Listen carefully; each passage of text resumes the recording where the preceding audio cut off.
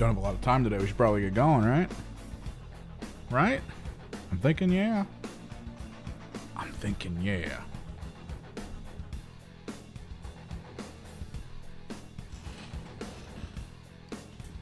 So it's a bit of a big busy work day, I think. Like that's what we're probably gonna do today.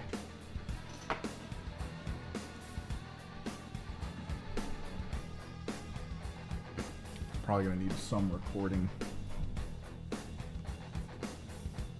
Maybe we'll do a video about this shortly after we're done. But things we gotta do now. Most of the white components on the armor, which I wonder if I can zoom in for you guys a little bit. Maybe crank. Oh god.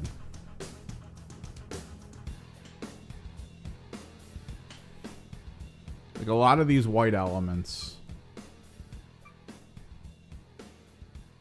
need to be yellow. And even a little bit of orange. So this is a busy work thing I've been doing since yesterday, I guess. I don't know if we have enough orange, yellow. We gotta be conservative with this.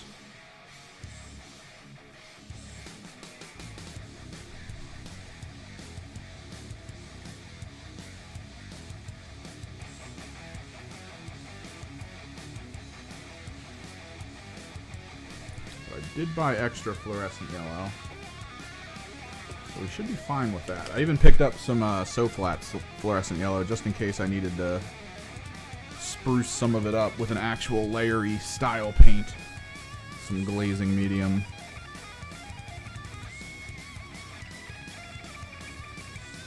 Yeah, like a lot of this white just needs me to hit it with the high flow fluorescence. Because high flow fluorescence works a little like contrast. It tries to find the recesses, but also coats the peaks, which is kind of nice.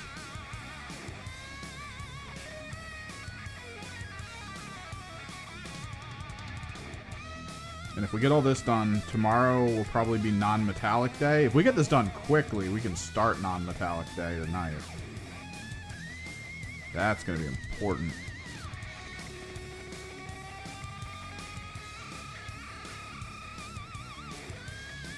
I doubt we're going to get this done tonight. There's a chance I'm going to have to off-stream some of it. I cannot stay up till 3 a.m. though again. Oh my god. It was a huge mistake. Basically all last night I was trying to pre-prepare all of these units to have these like white neck rings, pulling out the putty we used to block the paint. By the time I was done the final noise marine, I was like, oh right, I thought it was like 1 o'clock. And I looked over and it was straight up friggin' 3:30 in the morning. Ugh.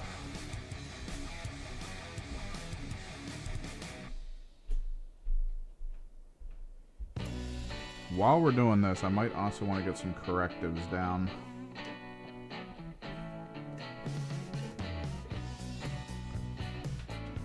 How's everyone doing, though? How you doing, chat? I am tired as hell. You can probably hear it in my voice. But I'm being driven by the fact that we might have an entire Emperor's Children army done in a week? Less than a week? If these are done Thursday, that means we did them in technically, I think, like 6 days since the box came out. Bit crazy if you think about it.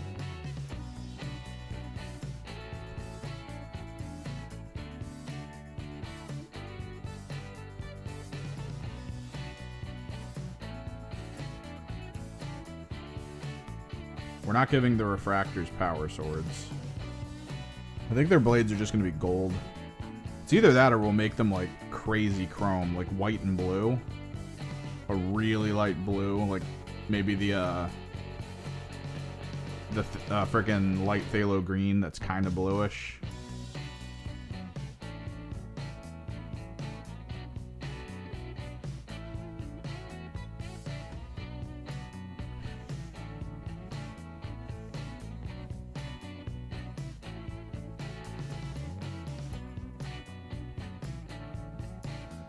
Ooh. Hopefully they're looking good. I'm liking how this scheme came together. I actually spent all morning attaching these heads. This was the biggest, like, fear moment, right? Like, I had all these heads pre-painted. I didn't know if they were going to fit. I didn't know what I was going to have to do to fix them if they didn't. Which, by the way, they didn't fit.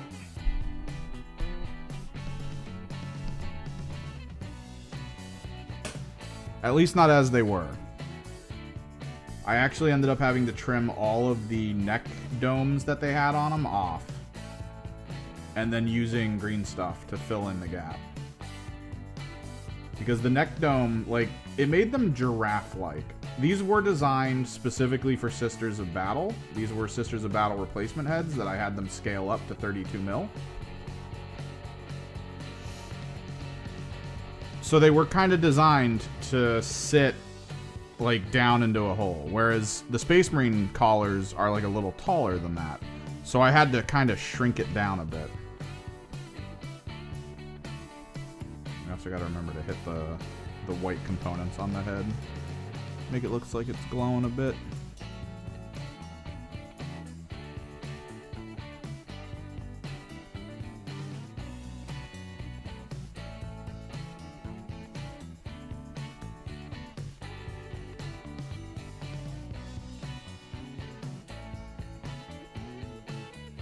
And I ended up trying to snag at least a handful of piping and stuff on their bodies to glow as well. And any kind of like deep vent that I would come across, I'd try to make it glow. I do like glowing elements on models. Okay, so I have, to be clear, you hear this song. You know this song is being played right now. The two things I have set in YouTube for my free music, rock and metal with 0 vocals.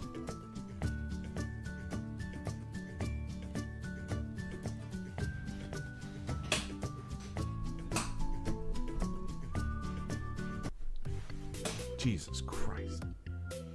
I am inches from paying for a service to get music from it.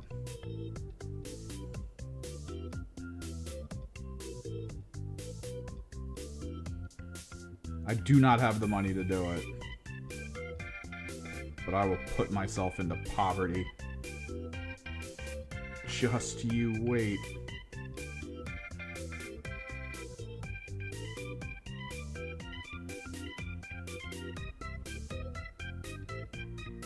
What is this? What is going on with this playlist?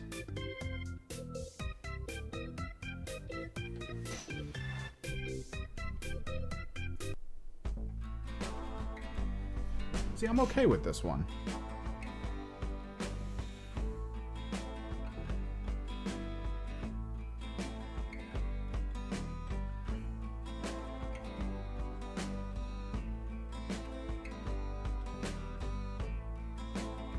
Also, a thing I did off stream, the other day I played my Tzeentch Demons army, and I have a bunch of Brimstones and Blue Horrors in there. And that was back in the day when I had one type of magnet to use, so they all had the same magnet. It was this magnet. This giant friggin' magnet that's meant more for the 32 mils. Whereas those units are like the tiny, like 28s. And I couldn't put them next to each other. Like, the Brimstones were so lightweight. You've got Code Stodes. Code Stodes. Oh, I forgot. These guys have syringes. Gotta light the syringes.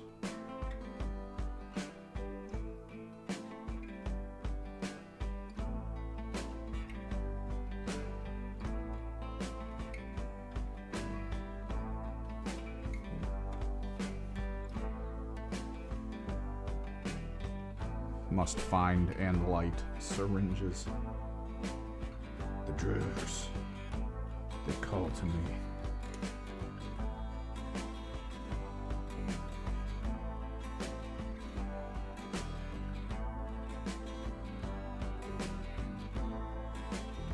We're doing good. We're still in busy work mode, trying to get through it. It'll get a little bit more rendery once we get into non-metallic metal mode, which will either be starting tonight or just that'll be tomorrow. Because I have all of tomorrow to stream. And I think that's what we'll do. So right now we're just in the busy work stage of trying to get the lit up elements to actually, you know, be lit up.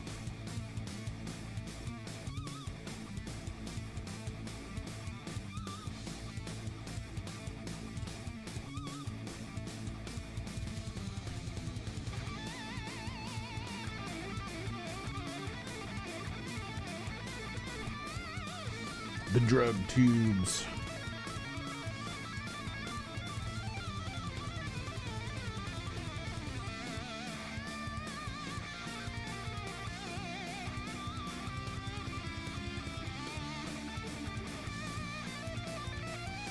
Because, like, I feel like by the end of Thursday, I want to post on my local Discords looking for group or looking for game channel and just be like, who wants to take on my... What is this? This is probably going to be, with my Land Raider, 2 Rhinos, and Fulgrim, this is probably either 12 or 1,500 points of Emperor's Children. I'll be like, who wants to take on 1,500 Emperor's Children? Just so I can show up to the store and flex on nerds. Flex.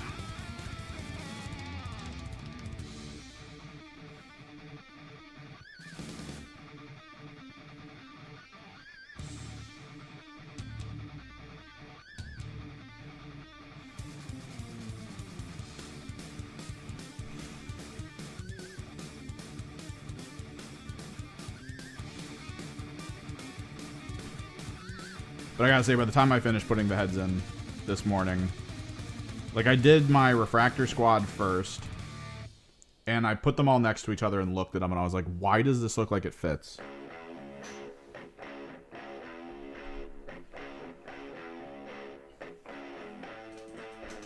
Because genuinely, I didn't know.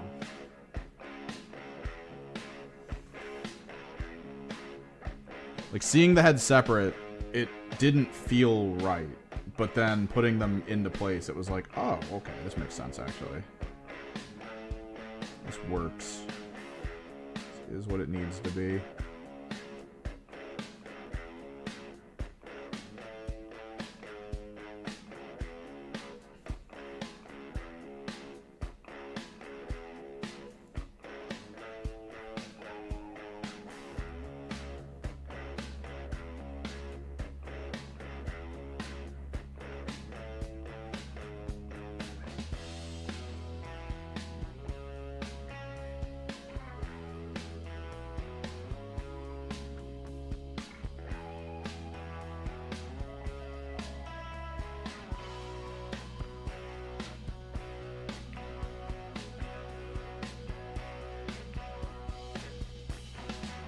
Maybe you should.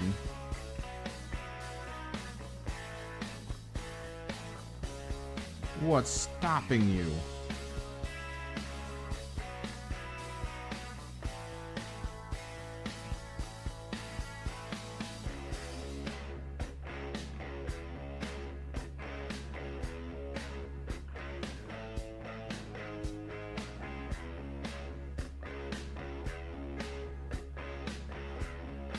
Oh. Because, yeah, we did an example one. We actually decided to finish out, without the pigment powder, which we'll do later. Decided to do the Lord Exultant.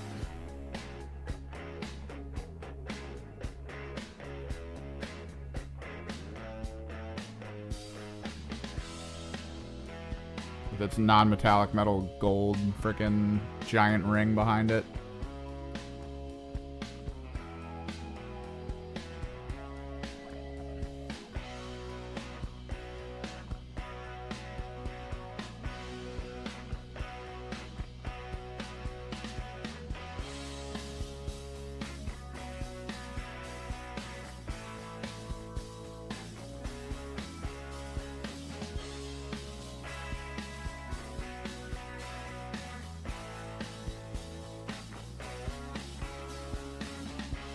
I gotta see if my friends are getting back together for a game night on Saturday. Or Friday, rather. Because if they're doing Friday night game night, if I could find someone to play a game with, friggin' Friday morning, that would be the best. Be so good.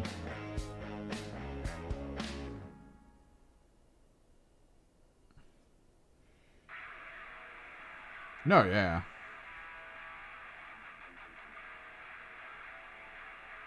I did this color scheme with, what was it? Underworlds? Stormcast. It was the new Stormcast Scout team. I think I did it with the new one and the old one. That was kind of the first test case for this visualization.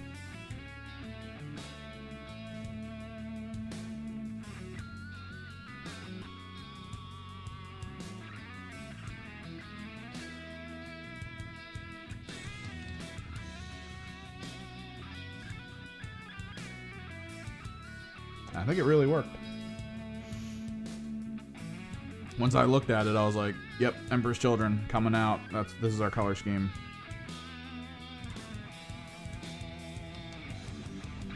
I did them a little differently, though.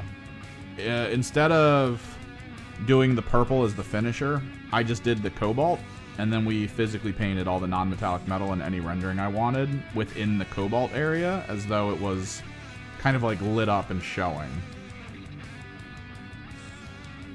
Whereas I kind of wanted the purple here to be very smooth and very gradiated. So by doing the layer of purple at the end, we at least had a moment where the characters look kind of good. Like their armor just looks really smooth. That was exactly what I wanted. Get this clean towel over here.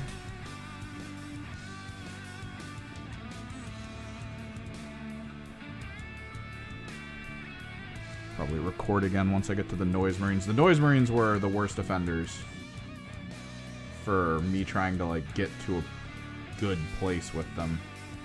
Because Noise Marines have all those tubes all over them, as well as a ton of grates and stuff. I had to debate whether I wanted the like calf grates that some of them have, like the speakers on their calves. If I wanted those to be glowing as well. Kind of opted out of that, though. Yeah, the trick, though, with this gradient being as smooth as it is I can't...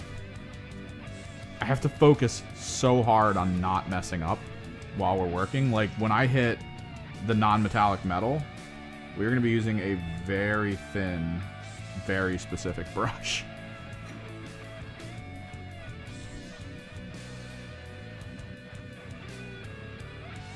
I have fixative, but I don't want to lose like this, right? Where it's purple here and then it fades into like this darker purple.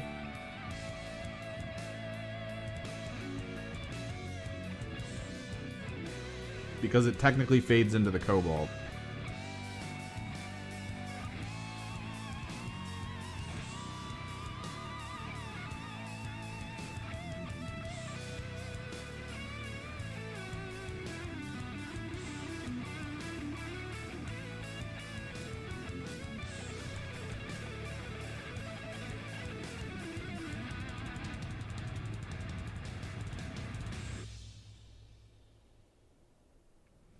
We're going to have to do some fixing functions, some render ups on the hair. There's a lot of stuff we're going to need to do. What's up, Mitchell? Mitchell? Michelle? I'm going to go with Michelle.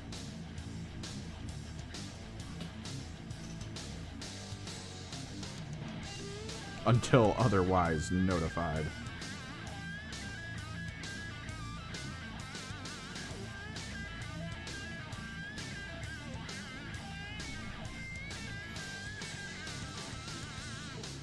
Yeah, when we do the paint jobs for the actual non-metallic metal gold, I'm going to have a brush sitting next to me that I'm going to try to keep clean at all times. And the whole purpose is if I accidentally touch a surface I don't want to touch, you immediately pick that brush up, moisten it, and then hit the area you didn't want to touch. That way you can just rip all that crap off.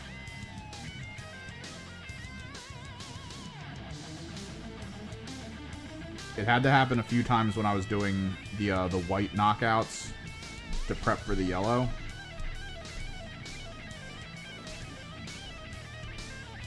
I had to fix that crap so much.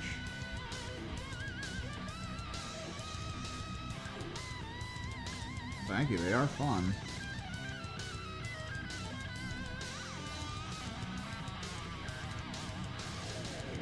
They're fun to produce.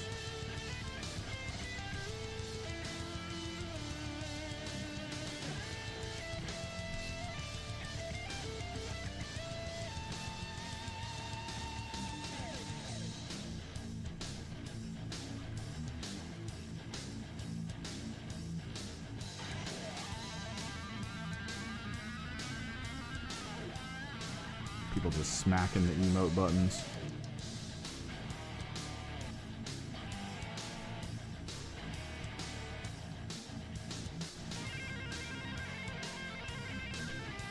What do we think, though? Do we think... So, most of the guns are going to be gold cased. Like the bolt pistols and bolt guns. We're going to do non-metallic gold casing on them. Do we want the swords to be gold as well, or do we want them to be, like, chrome or something? I do think they need to be some kind of NMM. The question is, do we want them to be gold like the bolt guns? Or do I want it to be like light blue with a little bit of dark blue maybe built into it in some spots and like bright white? Just chrome blades.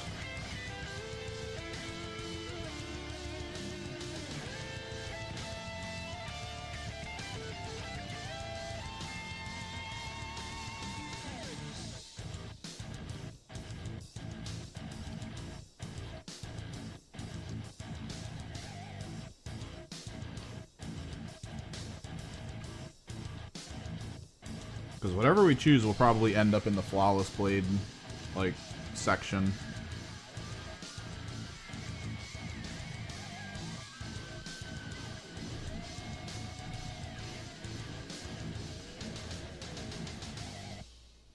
We'll add a bit more work, though. What the hell is that? That's kind of the trick with it. We're going to be doing this very much in sort of like an assembly line style. So it goes by mildly quickly, which is good.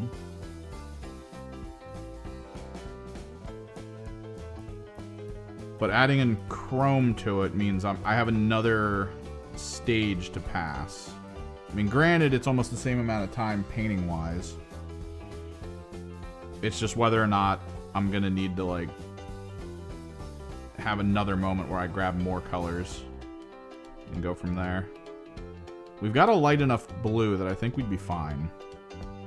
I just need to figure out what the dark color needs to be on it. Maybe like a... Maybe...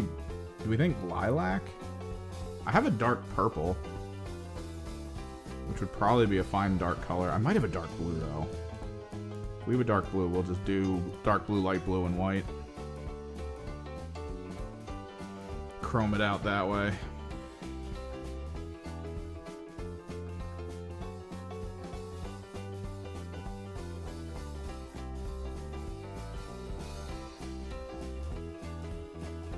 Refractor's almost done.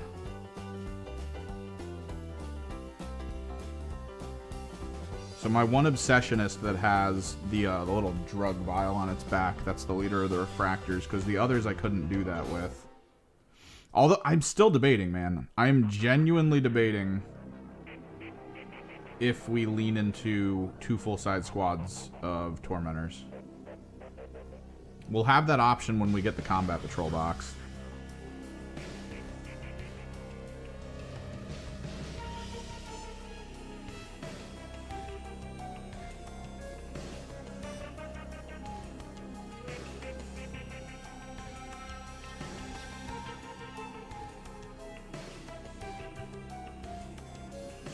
This is my How to Play the Gellerpox music I used for that video.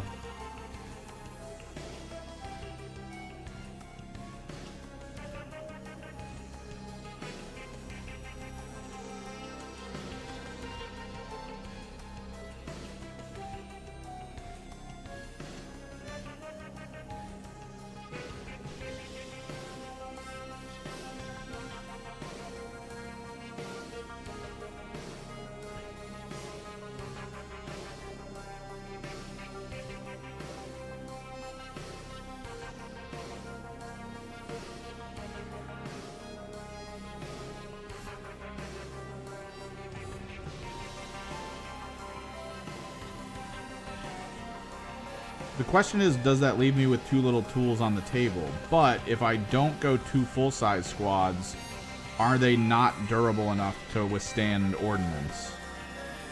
Like, that's my issue, right? That's the combo problem. Is it easier for a guardsman army to shoot 2 5-mans off the field who are trying to hold objectives? Like, if it's turn 1, I don't hold with sticky until the end of my command phase. If turn 1 comes and the guardsman that I'm playing against gets initiative, there's no reason for them not to just immediately try to hammer down my tormentors. Right? Like, my rhinos are meant for my noise marines. My land raider is going to be meant for my flawless blades.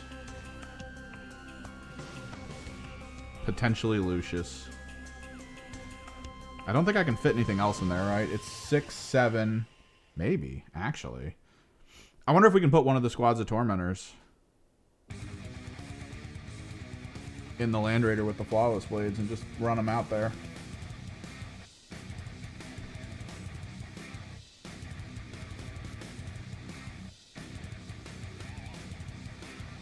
Plasma pistol. Surprised the Obsessionist didn't get a noise pistol. It made me a little sad. I wish they all had noise pistols. Kind of get it though. You can technically roll on the same profile with the plasma gunner. So it sort of works out.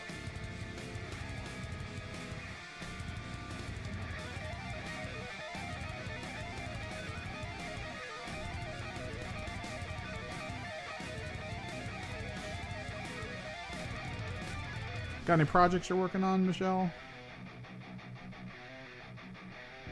Anything fun?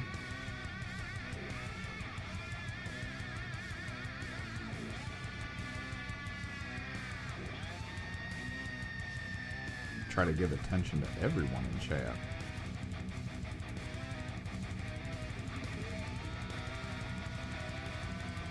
So yesterday we were talking about Glacial Geek and how he kind of like vanished for a while, and it made me really sad. And then he came back, and he looks pretty fit. And now I'm kind of happy. I posted my Lord Exultant on Blue Sky, and I was like, yeah, because I posted it under one of those like show me what you're working on threads. I didn't think much of it. And then on my way home today from running all these errands, I noticed I had a note, and it was like, Glacial Geek followed you. I was like, what the? Nah. Awesome.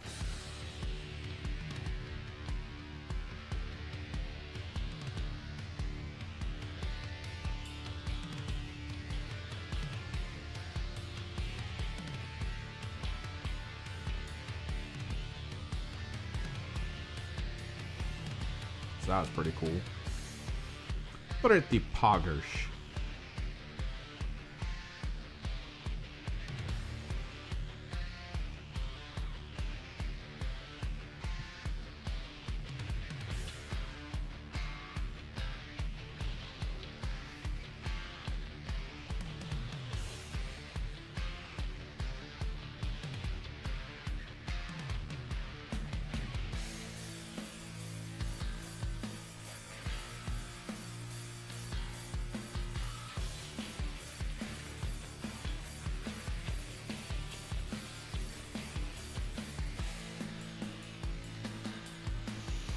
I'm having such a better time on Blue Sky than Twitter right now. Like, Twitter, anytime I go on Twitter, so I follow comic book artists and illustrators, because that's like one side of my life. I follow mini painters, and I follow a couple of the people I work with for video games. And anytime I go on Twitter, it's trying to like run just the dumbest stuff as ads for me. I never seem to like get put into the circles of people I'm interested in. And for the last month, all the likes I've been getting have basically been on really old tweet replies I put out there to some artists I saw post up some cool things. Like, one of my favorite artists did a sort of, fan art of a comic that I used to read a lot of. And I was like, whoa, it was so cool seeing his take on characters I loved. And I was like, that's awesome, man. I swear to God, I get like 2 likes on it a day from OnlyFans bots. So obnoxious.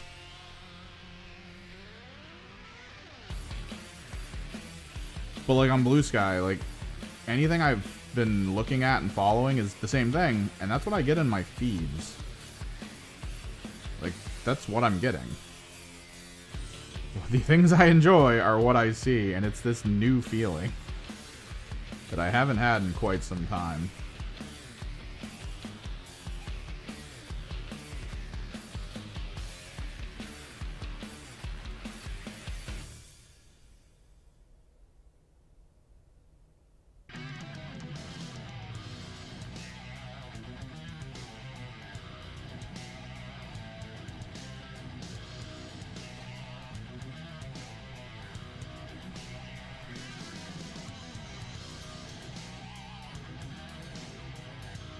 Like I said, like I posted in a random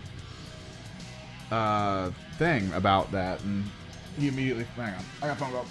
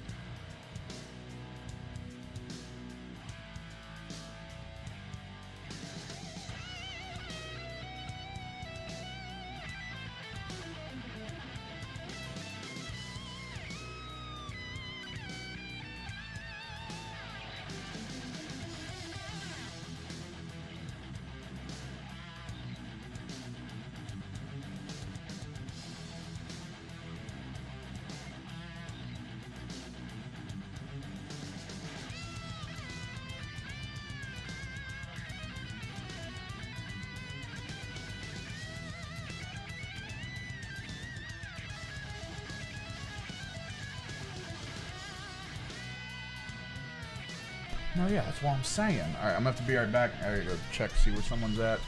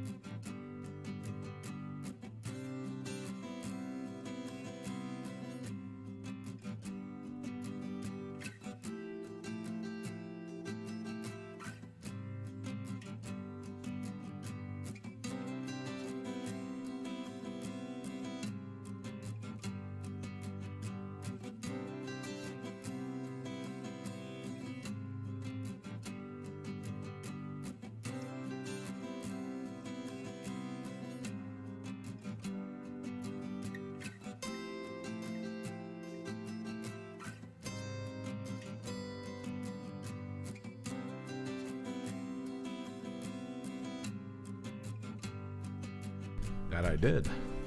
I gotta make a phone call. Hang on.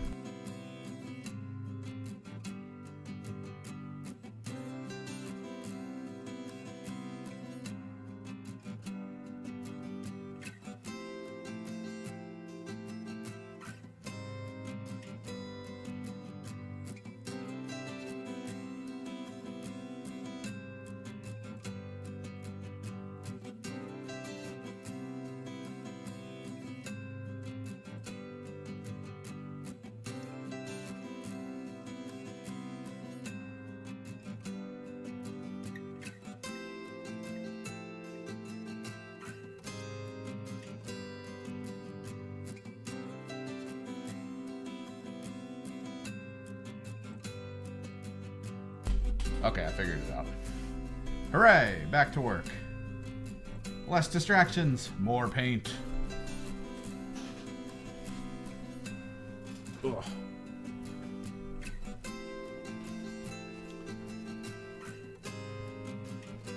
Because we're kind of flying through these tormentors and refractors, but once we hit that frickin' noise marine wall, it's gonna hurt.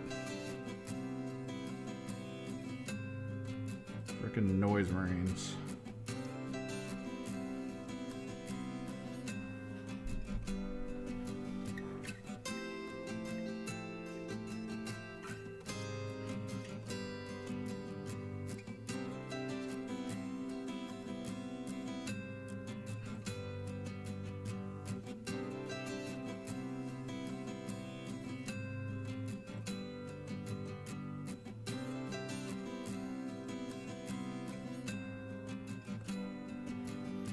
I do like how the noise marines look, though. They are intense.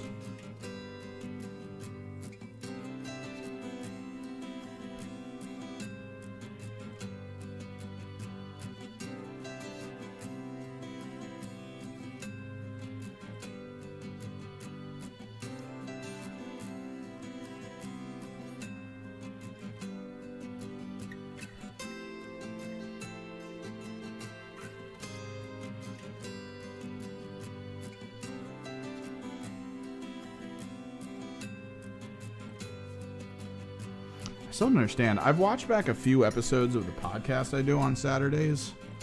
And then I've watched back a few of the episodes here just to double check, like, the audio is fine, right? And the audio is fine here. I'm cool with how it sounds. It's pretty decent. But then my audio over on the other podcast is like a million times lower for the voice. Like, in terms of bass and stuff. It's so weird. I don't know why it's set like that. I need to watch back this last one because I turned off echo cancellation. Hang on.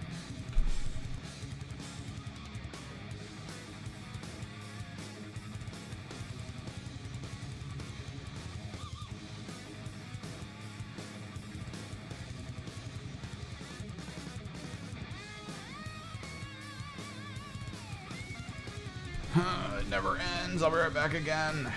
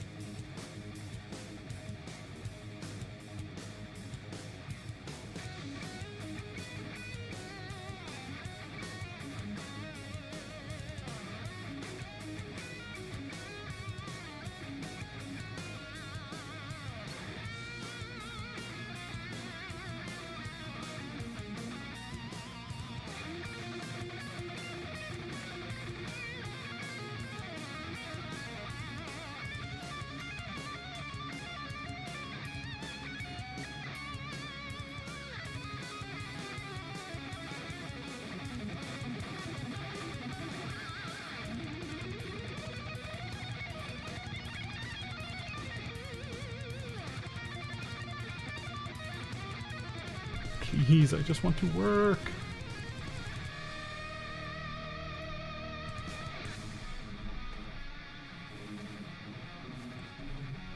We're we're Saturday nights for now. We'll see what happens. See if it keeps going for that. Oh.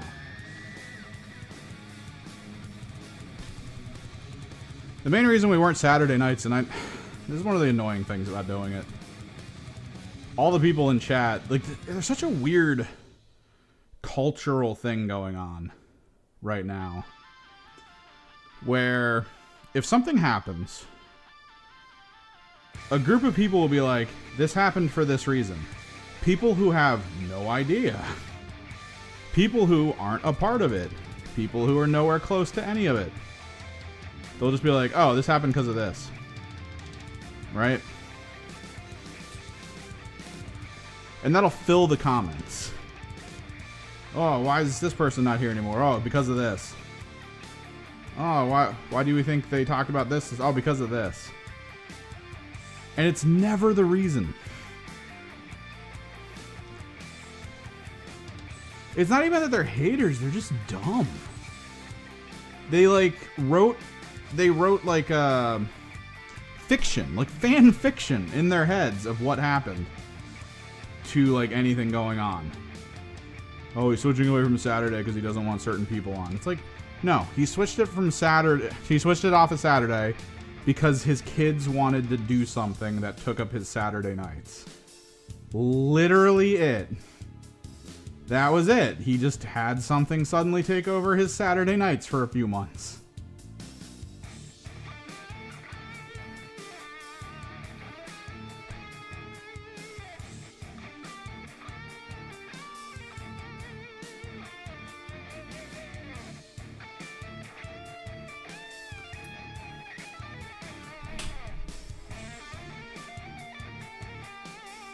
That was all. No big underhanded secret. No backstabbery. None of the no friggin' Game of Thrones-esque concepts. No, it was just he wanted to do stuff with his kids. Friggin' ocean of people. Well, he's doing it because OJ can't do it. He's trying to kick OJ off. Like, what? You gotta understand, people have to understand how little we actually care about who's on and who's not.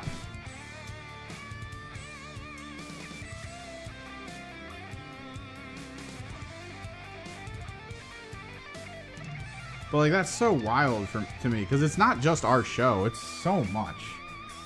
So many of the things I look at, people try to like write the lore for it on their own without even being part of it. It's awkward, I guess. What the hell?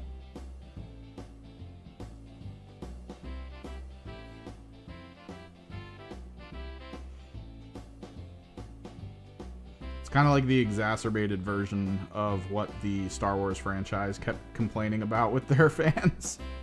Because like Star Wars fans would write their own fan fiction, and then people would talk about it as though like, hey,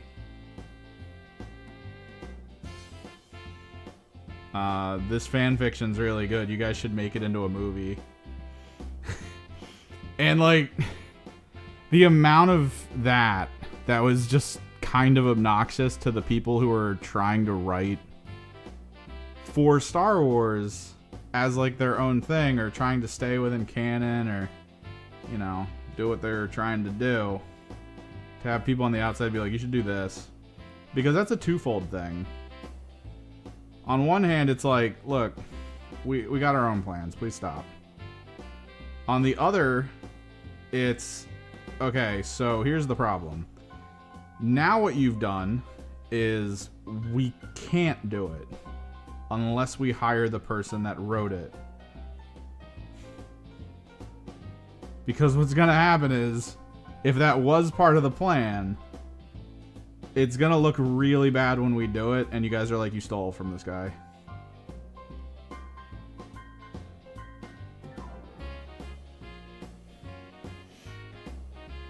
What up, Arturo?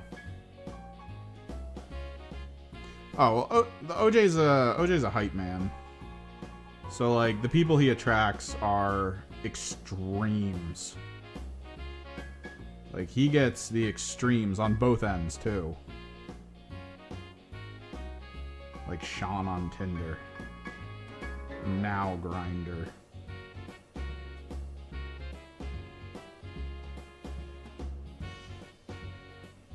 That's kind of why I do the snarky comments where I ask if people are like doing certain things that they're probably not. Because I want to write the lore. I want to be part of the dumb commenters.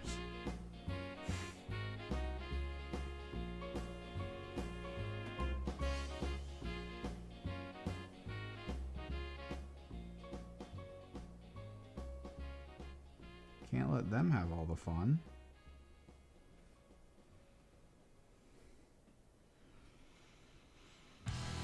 And that's what hype people get. I mean, hype people get the extremes. That's just how it is. And there's like a lot of highs out of that.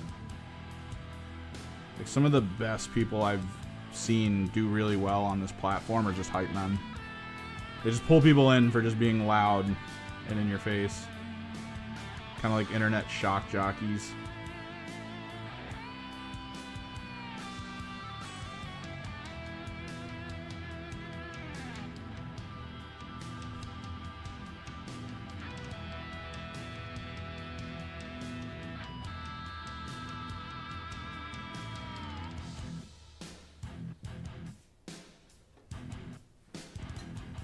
I bet Broshi. Broshi's a hype man. I know it. I've seen it in his heart.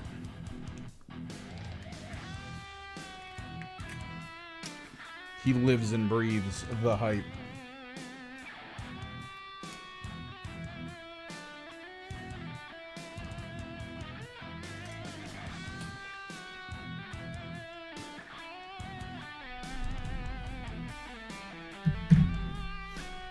But that's part of it. Like, that's the thing. You have to be hype. No matter what you're doing, you have to be hype. If you're coming back at a troll, you gotta hype. If you're trying to just talk about some random thing that's happening, still gotta be hype. Just keep that energy, bro.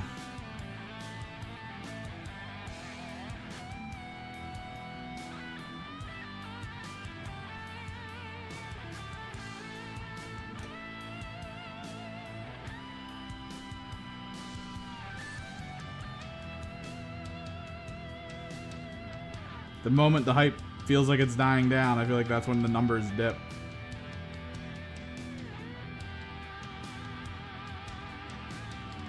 Gotta get it back up.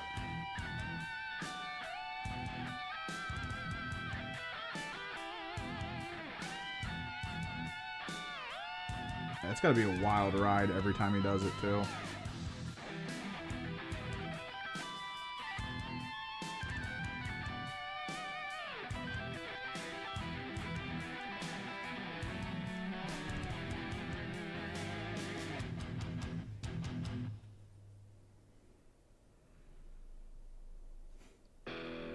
One time I got called in on jury duty, and the bailiff that was walking us around doing stuff, every 2 seconds, someone would bring something up, like a question, like how does this work? You know, what happens if this happens? And anytime anyone was like talking about stuff related to like what we had to do as jurists, he would go, "Hey man, it is what it is." And maybe by like the 30th time he said it, I was like, dude, this guy is like done.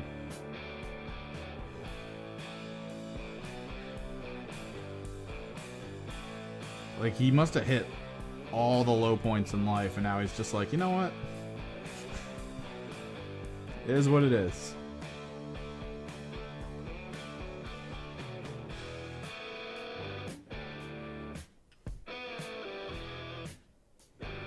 I know one of those old, like, backed by epic music speeches that used to be, like a TikTok short or something. Just a random TikTok video. Was the concept of, like, the scariest man in the room is the it is what it is guy. Because that guy's done with shit. He'll be the first to leave you the moment he senses like any kind of issues.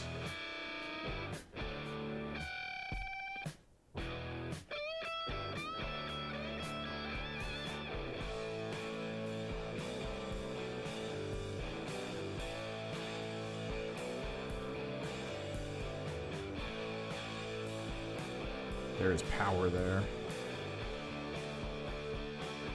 Melt the guns.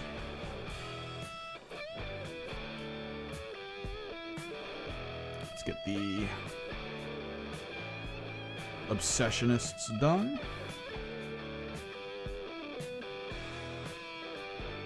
I've always wanted to stream later in the day. I mean, tomorrow there's a high chance, like I said, we're going to do like an all-day stream. Try to finish these guys out.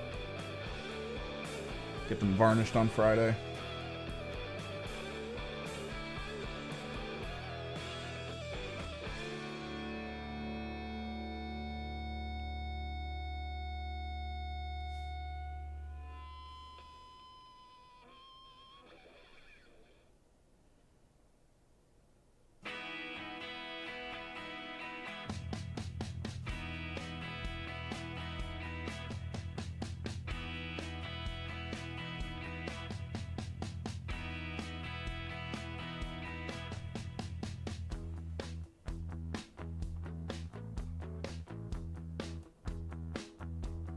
It's gonna feel weird not having anything to paint until the Combat Patrol and Lucius comes out. That's probably for the best.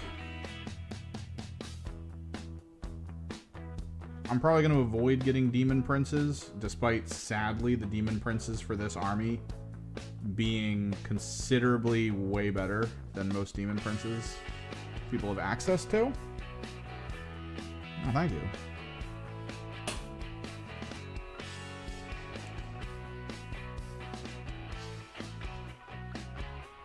I am hoping with the new codexes coming out that there's a retooling of a lot of stuff like Demon Princes for different armies. Honestly, I hope they retool the Hellbrutes, but considering that the Emperor's Children don't even have a Hellbrute, part of my brain's like, uh-oh. Is Games Workshop trying to make people who play Chaos pull away from Hellbrutes and Dreadnought-style units and almost focus exclusively on Mauler and Forge Fiends? It kind of sucks. One of my favorite things ever in all of my time playing 40k back in 3rd were Dreadnoughts. I loved the hell out of the Dreadnoughts. I made sure to have 3 of them in every list. They weren't great, but like, by God, they were fun. Oh, the 4++. It's more than that. Like, consider that once Lucius comes out, right? You could technically take a Demon Prince and Lucius, and as long as you keep them near each other, Lucius can solo and be lone op, while a Demon Prince sits next to him, also in lone op.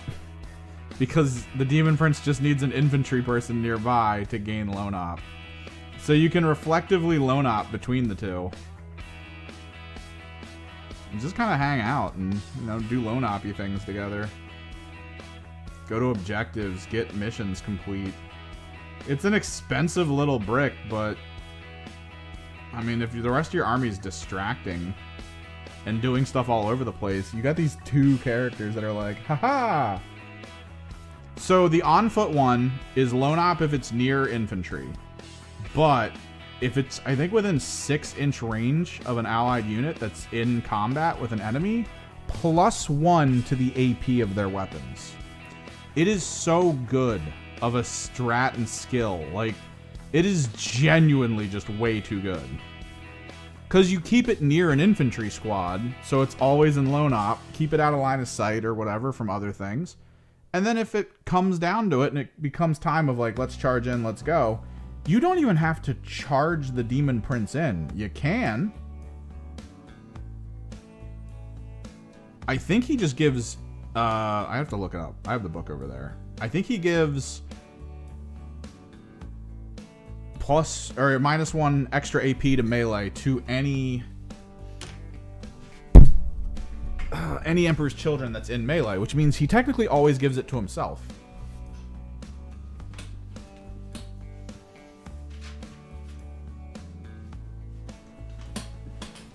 What up, Francois?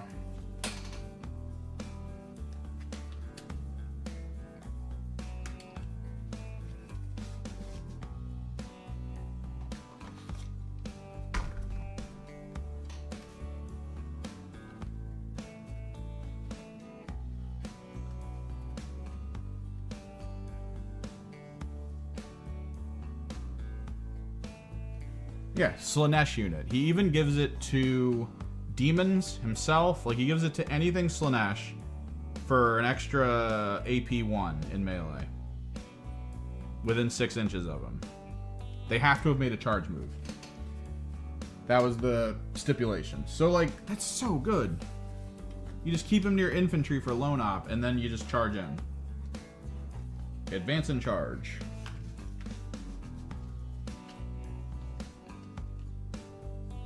Which feels so much better than the Thousand Sun version, which is just, let me give some stealth out, and if there's Rubric Marines or Terminators within a certain range, I'll give them precision. And it's like, okay.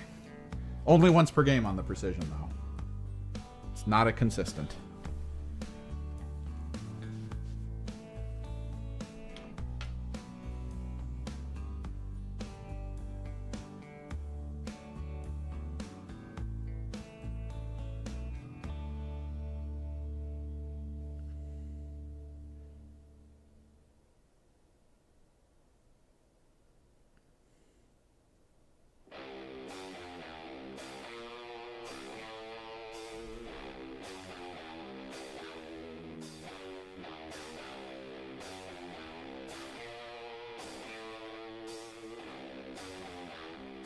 Like, don't get me wrong, it's not that bad.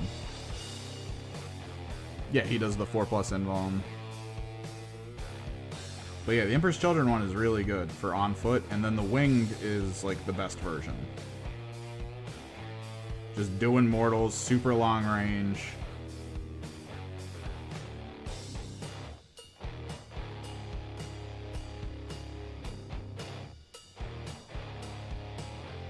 I think it's like 16-inch movement or some crap. It's like 14 or 16.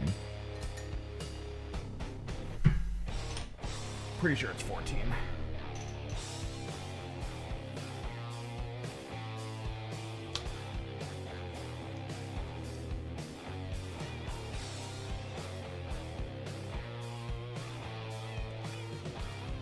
Yeah, 14-inch move. Mortals on charge. Subtract 1 to damage from every attack allocated to it. Of course, down to the minimum of 1.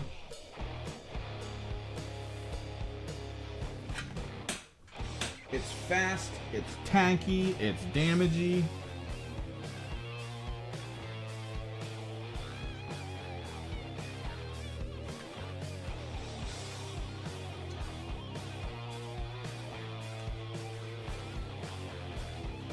And you have to realize that there's a bunch of detachments you can use that allow him to uppy downy.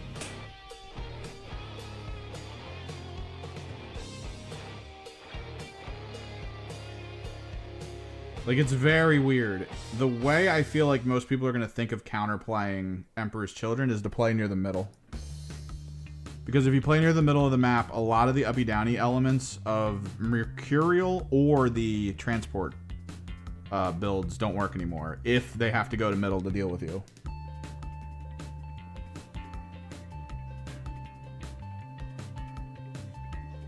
Like, if my Mercurial host has to go to middle to deal with stuff, the stuff I send to middle will no longer be able to uppy downy. I have to stay within 9 inches of a board edge for, like, maximum power output. Then again, if I'm, like, winning. This is why I think, like, the 5-man Tormentors might be okay, but I think 10-man would still be really good.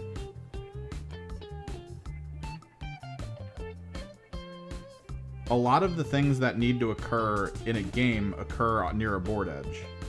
So one of the key elements is going to be to just keep your Tormentor squads near the board edges. Like the backline Tormentors that sticky your home objective, they'll move back. They'll get closer to the edge, they'll screen that area out.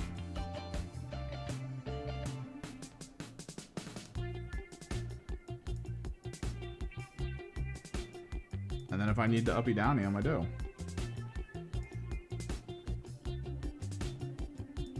If I feel safe, if my opponent doesn't really have anything he can send back there easily, just uppy downy. If they pull out of their deployment zone for the most part to try to rush me down, I can just uppy downy into their deployment zone. come turn 3. Get some behind enemy lines, get some engage on all fronts.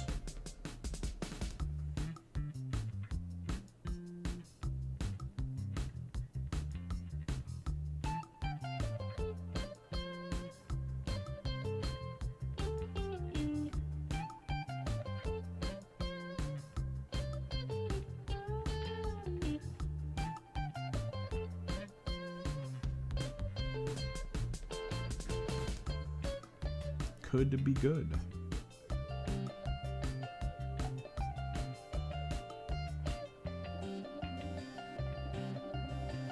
So I almost freaked out when I was doing the heads. I was pretty sure I had 1 head extra.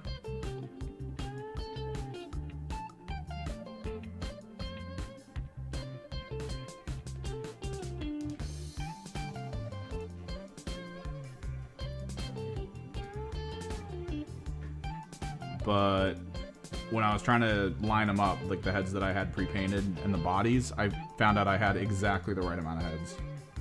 Which, that was not planned. But also, in my process of trying to get one of the heads to work for the Exultant, I broke it near the chin. So it basically had nothing of a neck below it. So I kind of had to green stuff it perfectly. That's on this one.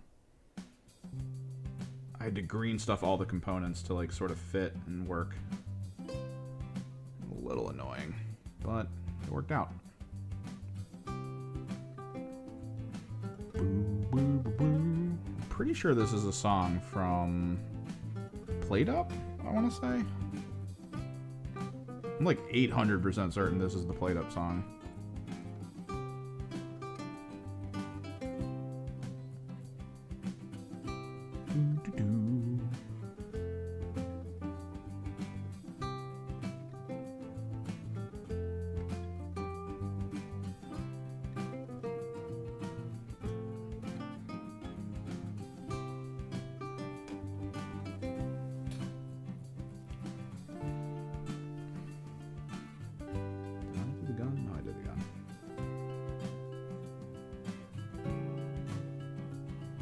Alright, last of not busy work units.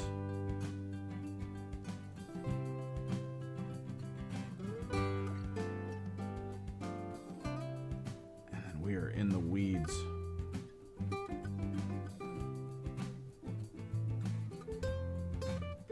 This is the one trying to inject stimulants into its leg. Combat drugs. So the Mercurial Host detachment has an issue that some detachments I've seen for different armies have, where you read through all of the different ploys you have access to, and your first thought is, crap, these are all actually useful. Like, I've had these situations where I've looked at ploys in detachments, like the Hexwraith, the Grotmus Thousand Sun horrible detachment. When I look at that detachment, there's like 2 things out of it where I'm like, yeah, that's good. That's usable. That's fine. And because of that, it's actually not bad. Because you're only spending like 2 command points maybe tops a turn, which is kind of what you want, and not always. So you'll have a little bit of a surplus for, you know, other things you may need, like a reroll or maybe an interrupt, like a psychopath.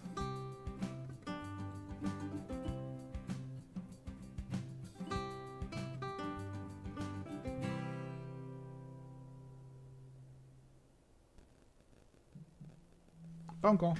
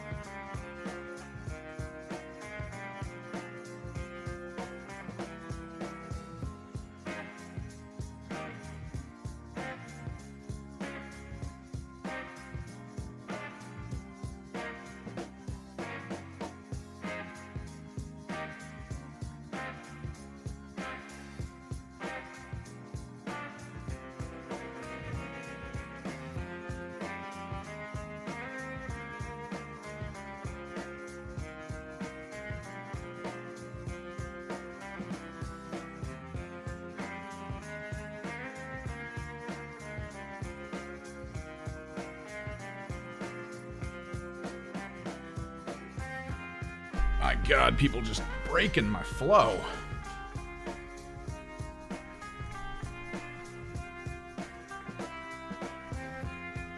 No, yeah. Yeah.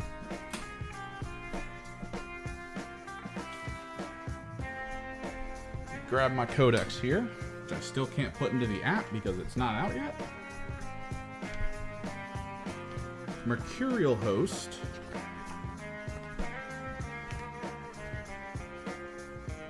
Bam. Let me read some off to you. So first one. In the fight phase, 1 command point. Give your Emperor's Children, so anything Emperor's Children, Fulgrim, demons, technically not like demons, because the demons, but like demon princes. Forge Fiend, not Forge Fiend actually, Mauler Fiend. Anything melee gets sustained 1. That's it. Just 1 command point. Everything in that squad gets sustained 1. That big melee monster gets just sustain 1. Technically, Fulgrim, I think, comes with sustain 1, so you wouldn't really give it to him. But I think Lucius, maybe? I think he gets extra attacks and precision. So you could give him sustain 1 if you want. Which, but like, my squad of 10 frickin' refractors, yeah. For, I think, 30 attacks, sustain 1, let's go. Let's do it. They're gonna have the Exultant in it, so they'll have lethal hits sustain 1. Just, it's so good. Next one. This is a 2 command point one. This is a big one. Subtract 1 from enemy wound rolls. That's not for strength higher than toughness. It's just 2 command points minus 1 to your wound rolls.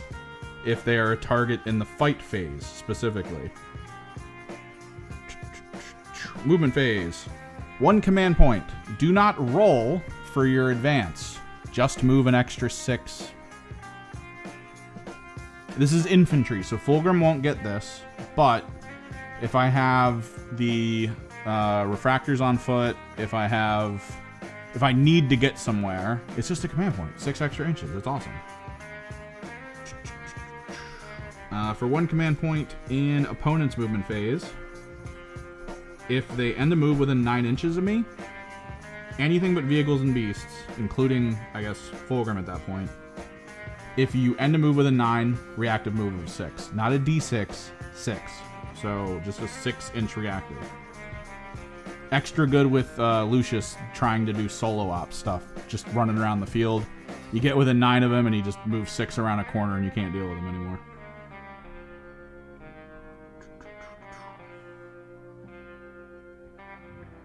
One command point, opponent's shooting phase. If they target me, -1 to the hit roll. And this is end of phase, by the way. You know how they have that whole like restriction for armor increase?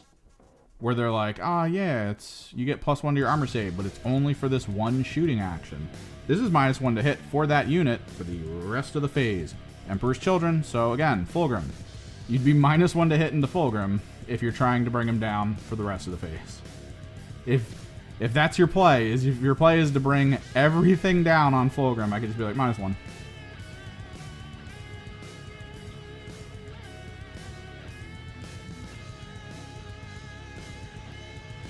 And then end of the opponent's fight phase. If I am within 9 inches of the battlefield edge and 3 inches away from enemies, uppy downy. For any Emperor's Children unit. So I have a fighting phase survive, a shooting phase survive, a movement phase reposition that could be offensive or defensive in certain ways.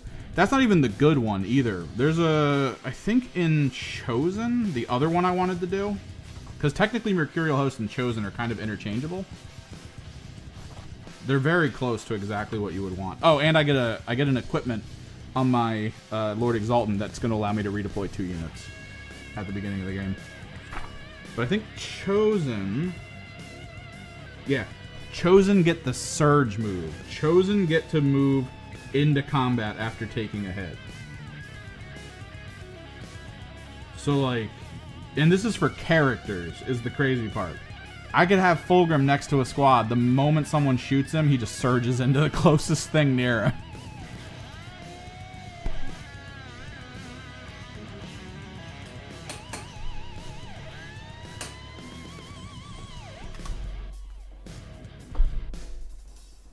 They're good. They have so many good ploys, so I'm going to have so many issues. Because I'm not going to know what to use at the best times, and there might even be moments where I'm going to get over-inundated with use. The only way to generate command points with this army is to kill stuff with these guys, Refractors or Tormentors. If you can do that, you're fine, because you'll gain an extra command point, and you won't have to sacrifice tactical cards. You can literally just focus exclusively on scoring all cards and still generate more.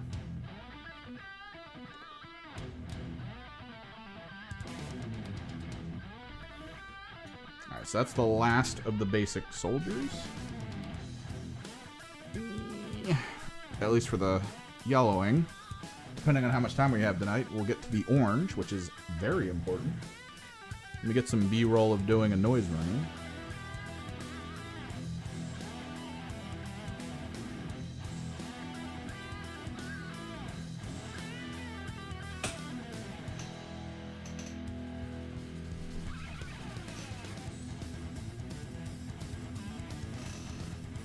Because holy crap, look at this.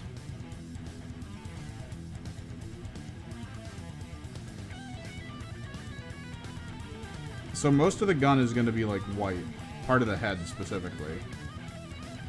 But the front barrels, the grading on it, it's going to be yellow to orange.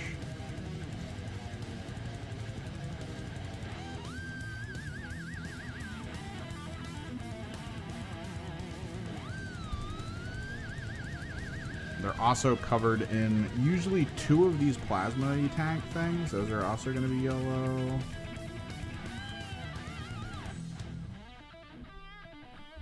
God, phone calls.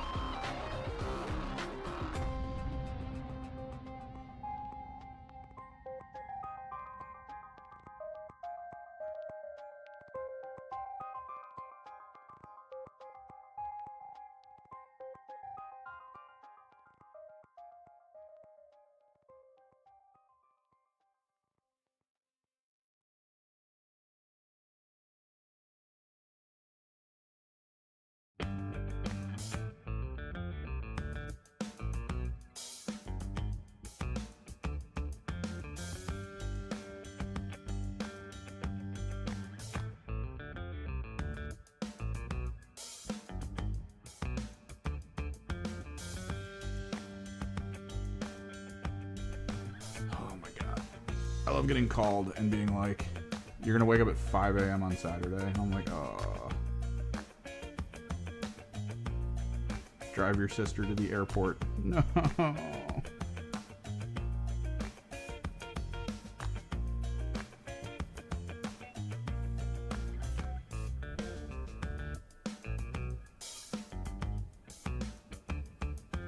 If I do that, I'm gonna try to get to that diner.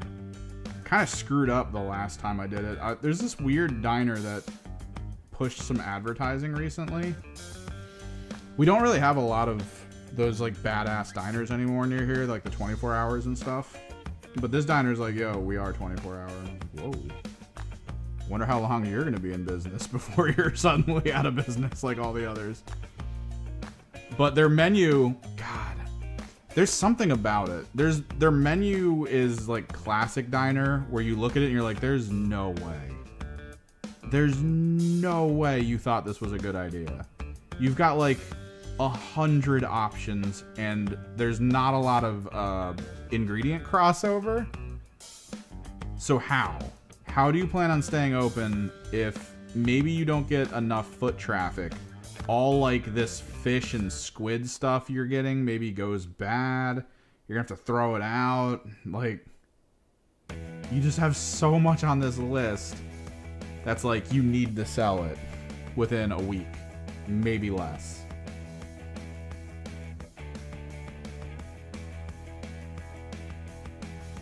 Like, you're a goddamn diner. Do a bunch of different coffees. Get like some good waffle meals, you know, just base stuff on waffles. Pick a couple proteins, call it a day. If you over inundate your menu with so many ingredients, you're gonna just lose so much money every week by throwing it out. Or if you're one of those psychopaths that's like, we can stretch that fish out for another 2 weeks, you're gonna get hit with a health violation pretty quickly.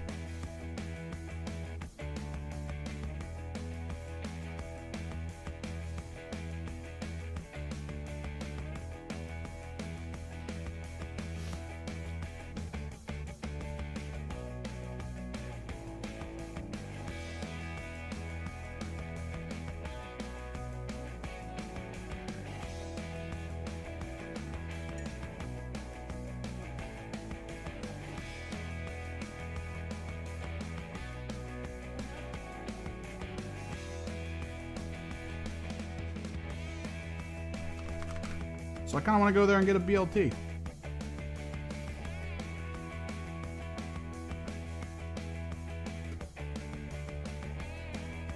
Mostly out of memory of another diner that was near here.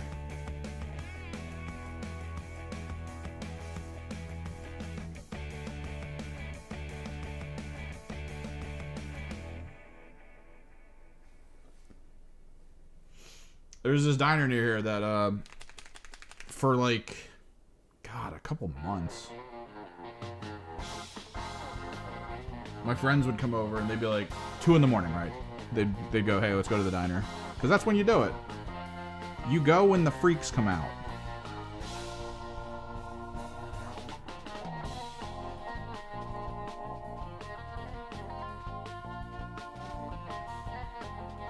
You roll the dice with your life on some extremely dangerous moment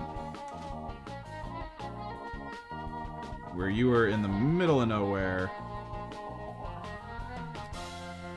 at 2 in the morning in a parking lot with flashing friggin' lights.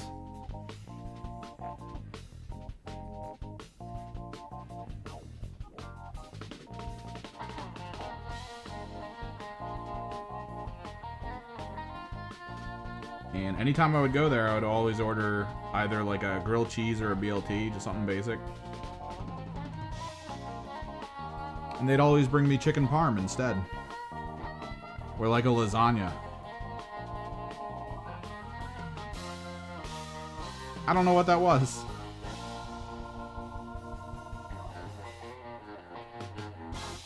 Ordered a BLT once, I got everything fries.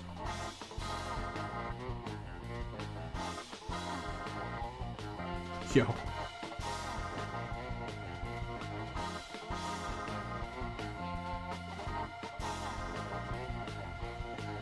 The worst one, so the further north you go, the sketchier it gets near here. Usually. And there was a diner near my buddy's place that we would go to once in a while when we were hanging out at his house. I remember going there once at 3 in the morning, back in the World of Warcraft days. We just finished a raid, and we were like, yo, let's go get some food. Because that's what you do. We were just sitting there, and this guy wearing like a Neo from the Matrix sort of plasticky leather long coat walks in with one girl who was pretty overweight and one girl who was very anorexic. And both of them were wearing just a thong and fishnets, and that was it. And the place just seated them and gave them food. Because that's what you do at 3 a.m.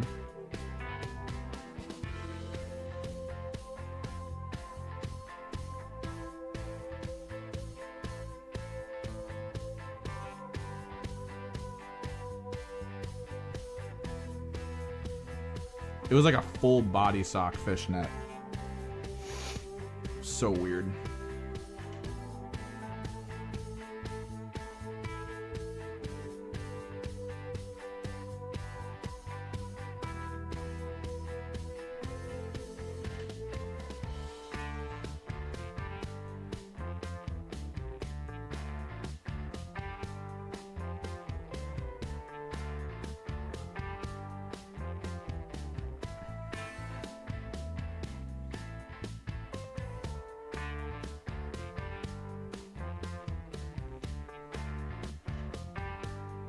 This was in the same area one of my buddies lived who kept getting robbed. He kept getting, like, house invasion robbed. Like, once a year.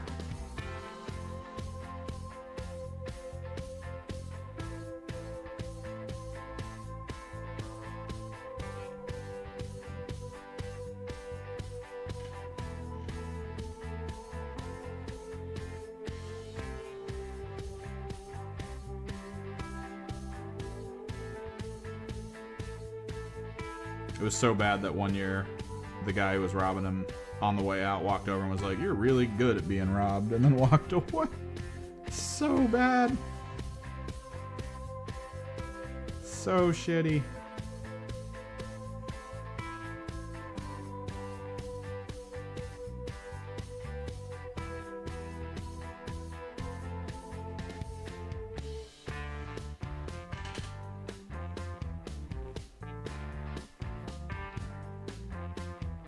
Cease and desist the recording.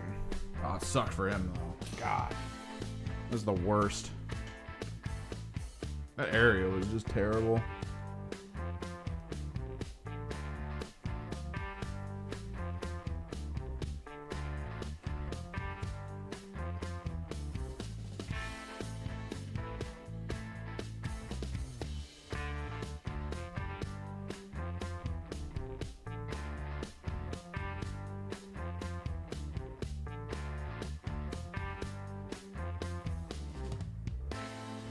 Message my friend here soon about Friday night game night. I know we were trying to think of doing an every weekend one, but I don't think I'm going to be able to make it if we do Friday night this week.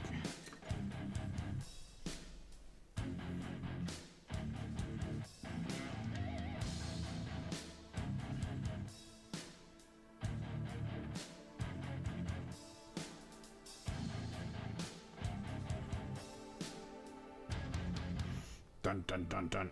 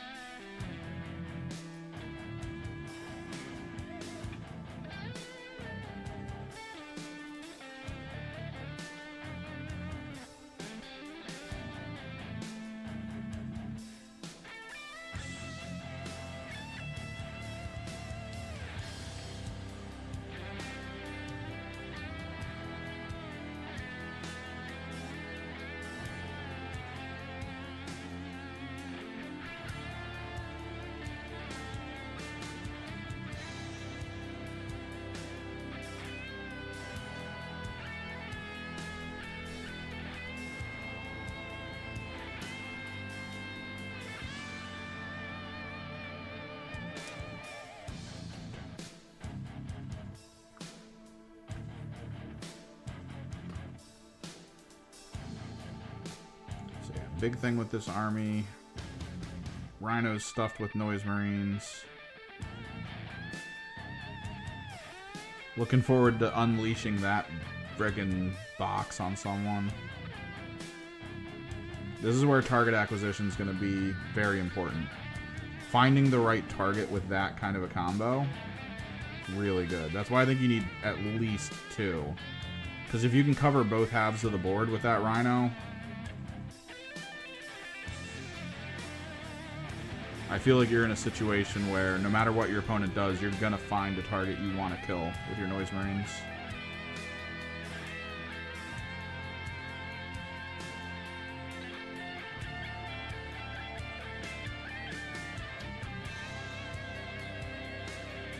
If I had to put money on it, I would guess that the detachment we're going to see the most of once EC hits like full release and tournaments go like, yeah, you can use the rules, it's good.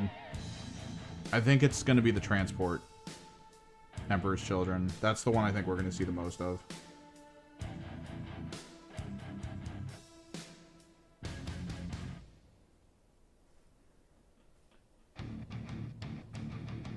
Considering how this army is right now, the types of units it has, I think the goal for a lot of people is to just keep their stuff alive for long enough that they can score the points they need to and kill the units that they really hope they can get to. And that's about it. Like, there's no in between. And giving your army that like extra amount of wounds and toughness by putting them inside a metal box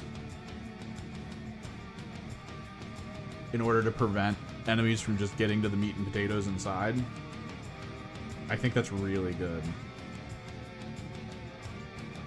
You'll have maybe like 1 turn of freedom where you're not that worried about losing units every single time. And then the 2 unit uppy downy with rhinos, or even the 1 unit uppy downy with that land raider. Dude, having a land raider coming off a table edge, like at the back line in turn 3, after it's already been on the field causing problems. That's gonna be so crazy.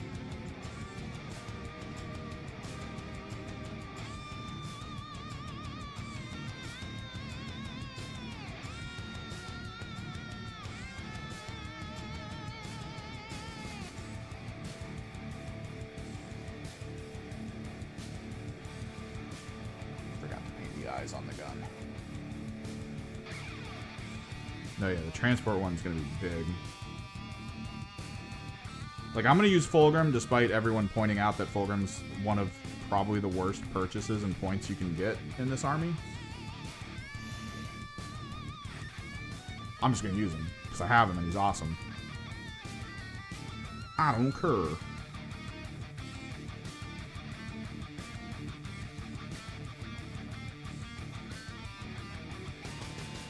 But yeah, transport with literally just Noise Marines, maybe one Predator, or maybe one Land Raider with blades in it with maybe a Lucius. And then nothing but Refractors and maybe a big squad of Tormentors for your backline. Personally, I feel like if you can find the points for it, 3 squads of Chaos Spawn. Or maybe 2. 2 or 3. I feel like that's actually kind of important. Since Chaos Spawn have 1 OC, no. I'm not going to try Demons, mostly because Demons, they're really hard to get your hands on.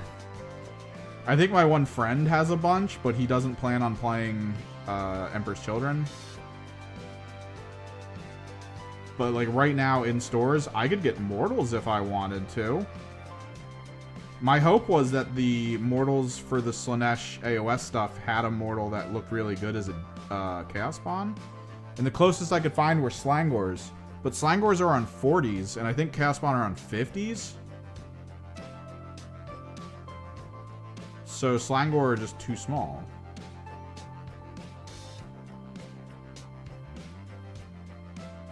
But for the cost of 2 boxes of Slangor, I could have had all my Chaos Spawn that I needed if they were the right size. They are not, though, sadly. But yeah, like right now, almost all the demon units are sold out. People did say that the Demon Emperor's Children crossover is actually not a bad list. And from what I looked at, yeah, it's actually not bad. It's kind of like how the Custodies have that Sisters of Silence combo where the sisters make them really powerful. They are extremely hard to find, at least where I am, and I think mostly online, a lot of the stuff is constantly sold out. I don't think I've seen Demonettes on sale in the US through the store for a while now. I might just keep missing them, but especially after the Codex dropped. Them, Fiends, I think one other has just been sold out. Keeper Secrets, that's fine. Keeper Secrets seem to be everywhere. But I feel like Keeper Secrets only really focuses on demon enhancement and not so much the rest of the army. It's probably still potentially a good idea, but like you'd have to have a very specific goal in mind. When at the end of the day, all you want is to basically fill out your army with Fiends and Demonettes. That way you can have units on the field when you need them to give bonuses to your Emperor's Children. It's like the whole goal. They need to be near each other. They give each other benefits.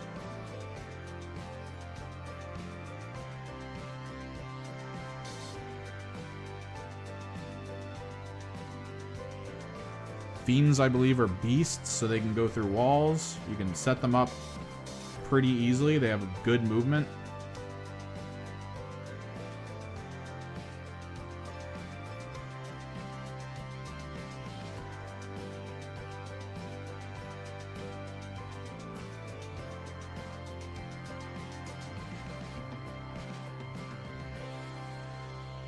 No, yeah, Slaanesh demons are weird. Oh god, when's... Oh, 7 a.m. Not the worst. Still sucks. I'm gonna have to be up by 6.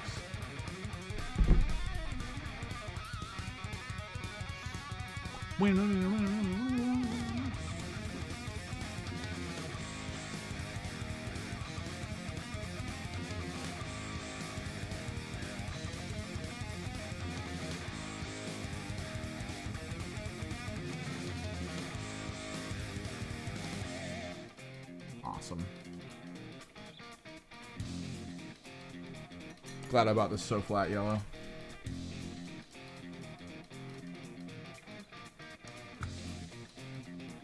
I honestly think a properly organized Tzeentch demon list could do really well in tournaments right now. That frickin' detachment, the more I use it, the more I'm like, oh my god, this is awesome. Maybe the 2K thing is the problem. Doing it at 1K is extremely powerful. Doing it at 2K is just like, I don't know. You're gonna have to deal with way too much, probably. But just the idea of every turn being able to pick up 2 Lords of Change. And then you can just plop them down wherever you want and just nuke something. And just wander off at the end of the next turn. Just, hey, how's it going? Blah, blah, blah, blah, blah. Vanish. Ninja smoke.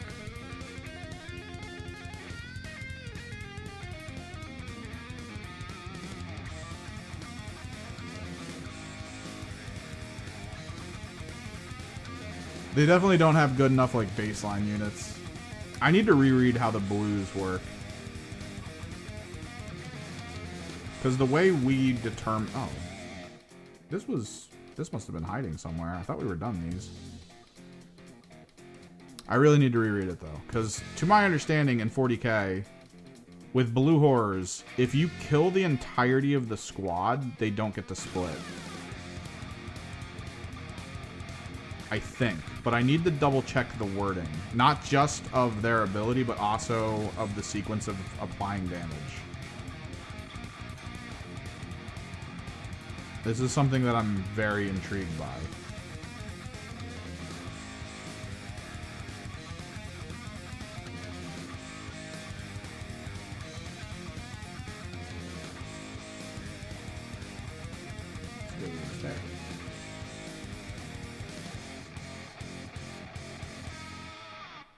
Whereas over on the AOS side, you always check before picking the model up.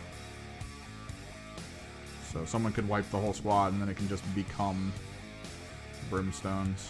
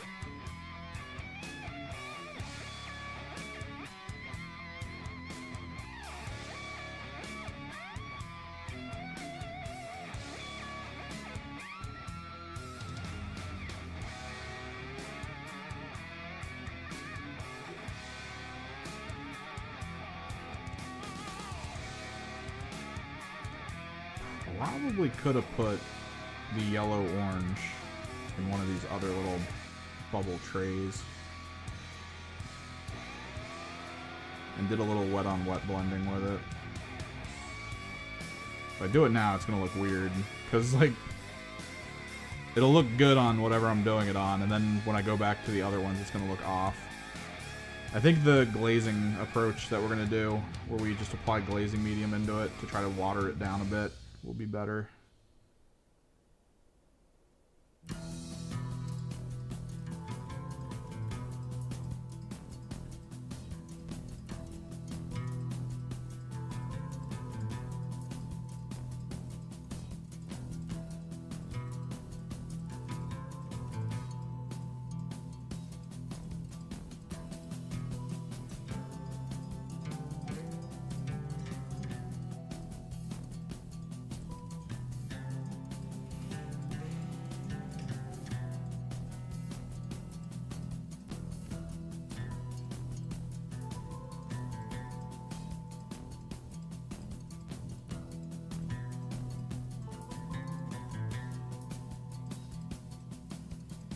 Any fun video games anyone's looking forward to?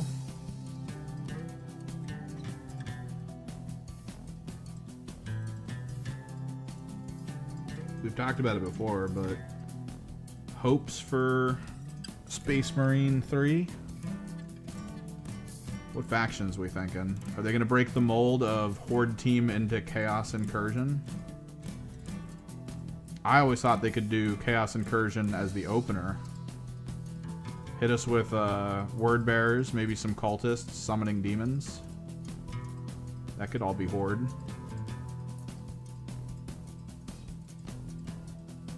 I think that could be really cool for new people to kind of see the difference. Because you have to always consider the people playing this game. Yes, it's going to be a lot of the fans, sure. But there's also a lot of people I've noticed, like there's reaction content and stuff all over YouTube for it, of like absolutely new people to the genre. They've watched the Secret Level episode, they played the game, and they're just like, what is this universe?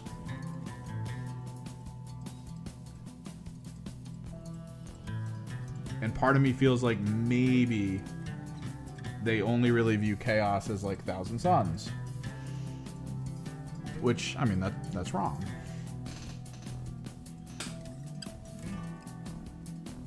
It would be cool if they felt a little bit of the other flavor. Also, if they brought the allies back, the Blood Ravens from the first one, so you can kind of experience chapter tactics, that approach, where like the Blood Ravens are all jump pack troopers. They're doing their thing. Maybe you even get some Reavers or something in there with grav shoots. And they just feel different. Like, they're all using carbines, rifles.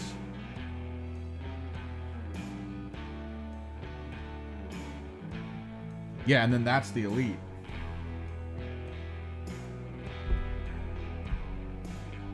The Necrons from the second game come in as the elite in the third. Maybe you fight a Shard of Catan at the end.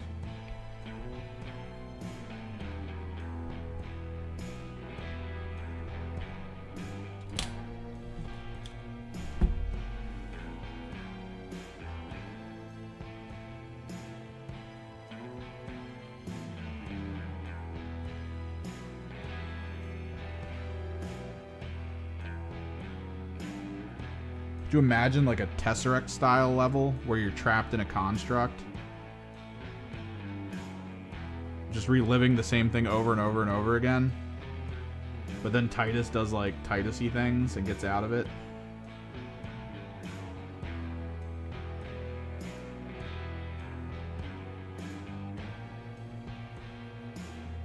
Because they definitely do the nods, right? Like they do the whole nods to all the other games.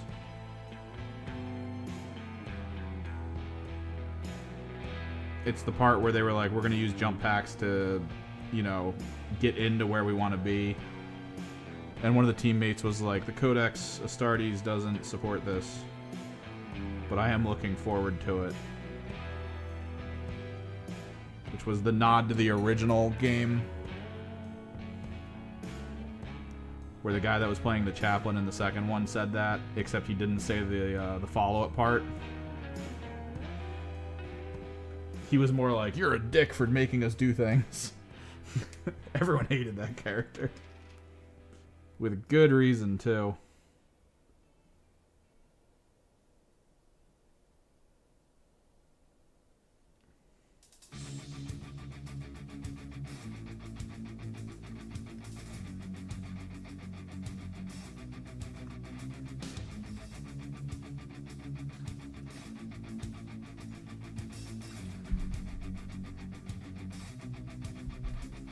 Honestly, that could just be the best, is the introduction to an alternate chaos, and then the introduction to Necron.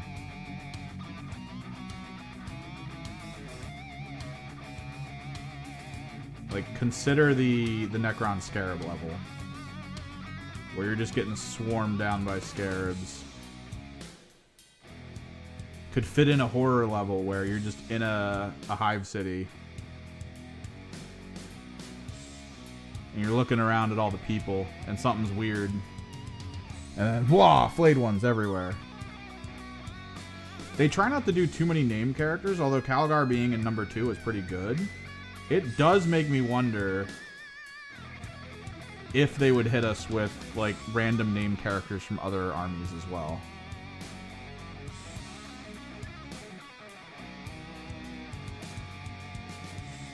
Because there's something to it, right? Like, on one hand, with the IP, you kind of want to protect the big names and the big characters. You don't want to utilize them in ways that might tarnish their image or cause people to think of them, like, as less. Like, if Ahriman showed up in the second game, I would have been like, why is he here? Right? Like, what's going on?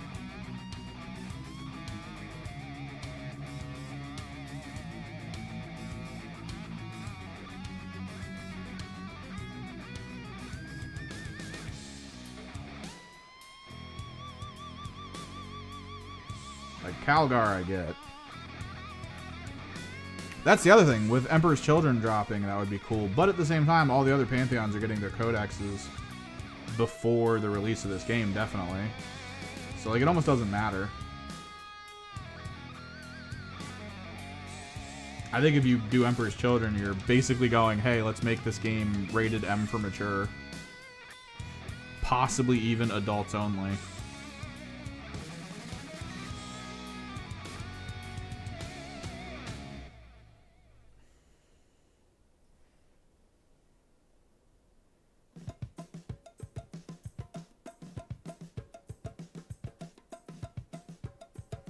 That would be baller, right? Like,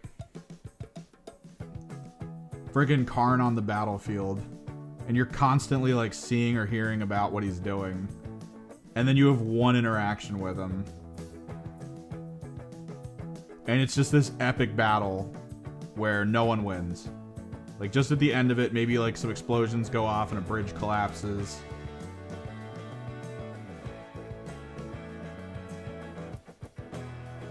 And you're left separated from each other. And then at some point, like, the berserkers pull out.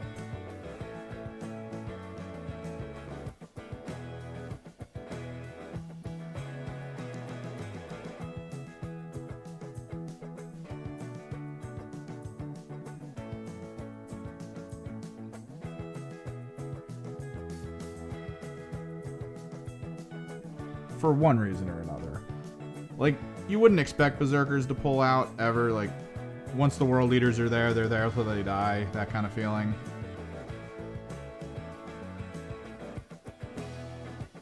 But maybe something happens.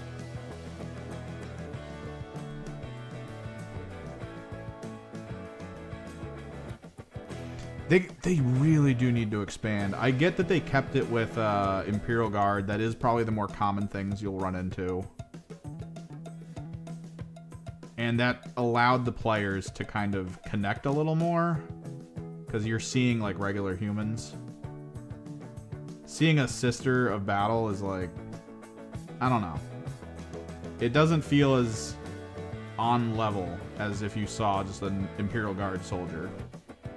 And it was good to get the little details, too. I noticed a lot of people started picking up on all the small details. Where, among the guardsmen, you'll notice that some guardsmen have purple glint in their eyes. Those were original Cadians. Like, not like new Cadians, but Cadians from Cadia as it blew up. Because they got to stare into basically the warp as it happened. To my memory, the trick with that is in the final level of the game when there's all that like chaos corruption in the area and all the guardsmen are like frozen in horror, just like mumbling. You occasionally run into some guardsmen who aren't doing that, and those are the guardsmen with the purple glint in their eyes.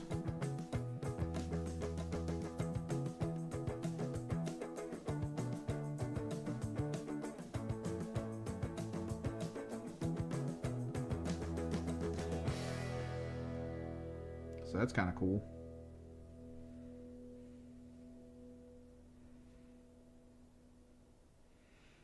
And those are like nice details, right? Like not everyone needs to know that. Some people playing it can be like, oh, these guys must just be like really good or, you know, extra well trained or something, and then you just move on. But fans know.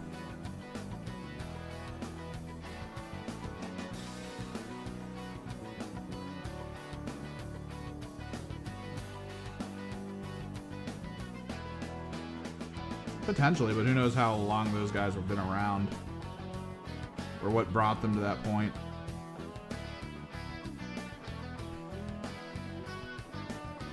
Some kind of like weird cryostasis.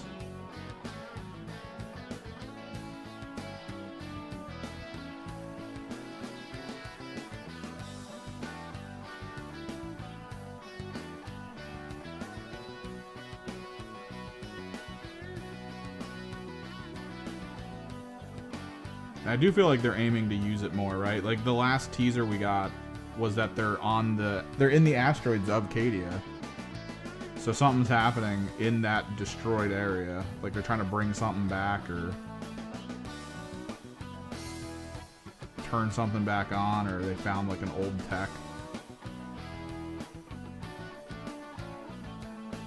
So they are really trying to push back into that realm. Which I kind of get. I mean, the amount of people I see weirdly in public wearing Cadia Stands t-shirts. I'm like, really? Okay. But you do not expect it.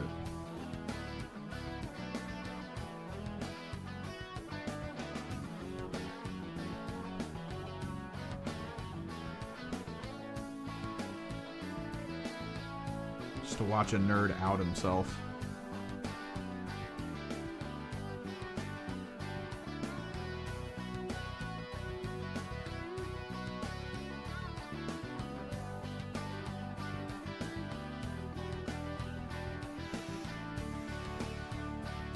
Oh no, I kind of do. I mean, okay.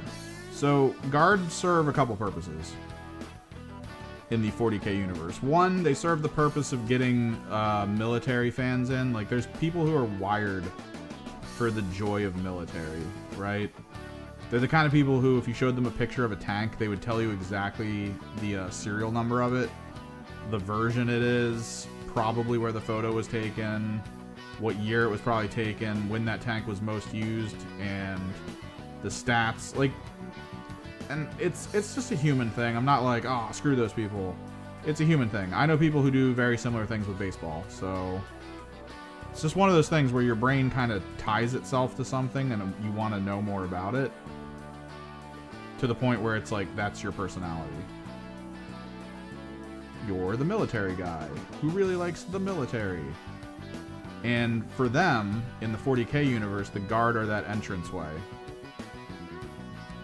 Because they can kind of link to it a little bit better, since they use very human, earthy kind of tanks. But also, it's the human disposition of, I need to fight stuff. And those things are horrifying. And I'm going to go against all odds of the cosmic horrors of the universe to try to withstand whatever I'm getting hit with. And be stronger.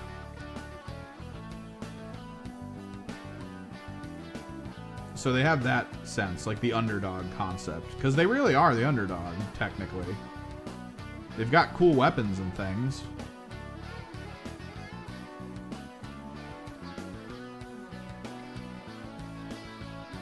But yeah, you're facing a creature with 50 eyes that just walked out of a plane of existence between dimensions, ate your best friend right in front of you, and is now staring at you while giggling. What you gonna do about it?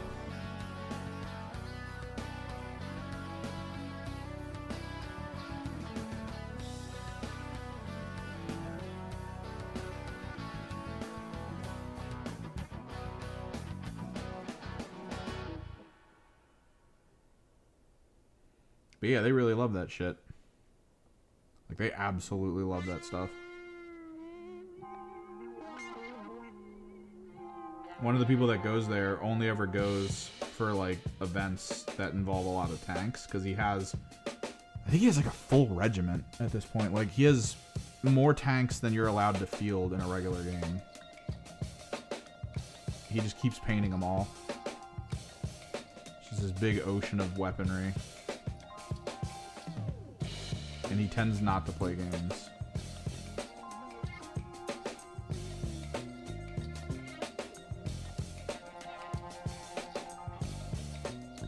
These pipes, I might need to double check all the others, because there's a few that have like crazy amounts of piping on them.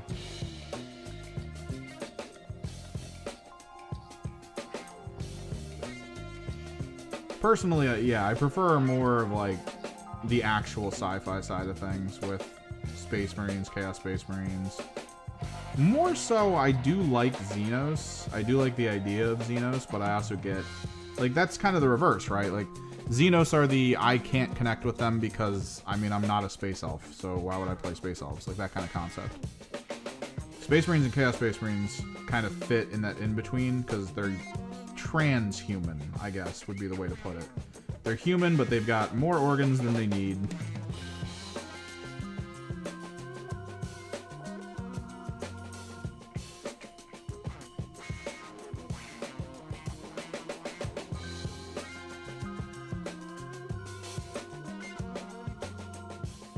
Like the IKEA box of organs.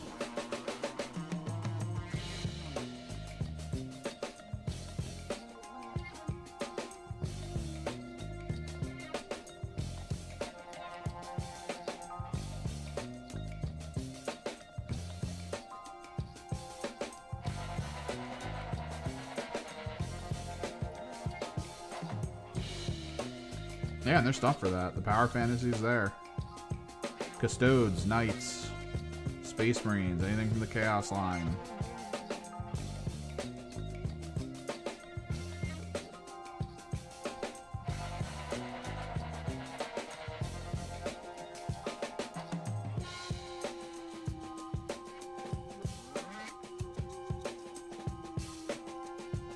But I mean, consider, right, that Imperial Guard, they're supposed to represent technically one of the weaker, like, groups in the universe, despite their numbers. Like, their numbers are really where their power lies, but you're not going to translate that on the tabletop in the proper way. This is not how that's going to work. So there's this general feeling at the end of a game if an Imperial Guard player wins, of like, I did it! With grit and gumption, I overcame giant mechanical creatures running across the field. Monsters from the deep reaches of space who only want to eat stuff.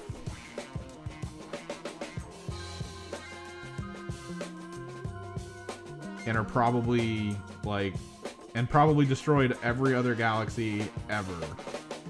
And we're the last bastion of life that they want to consume.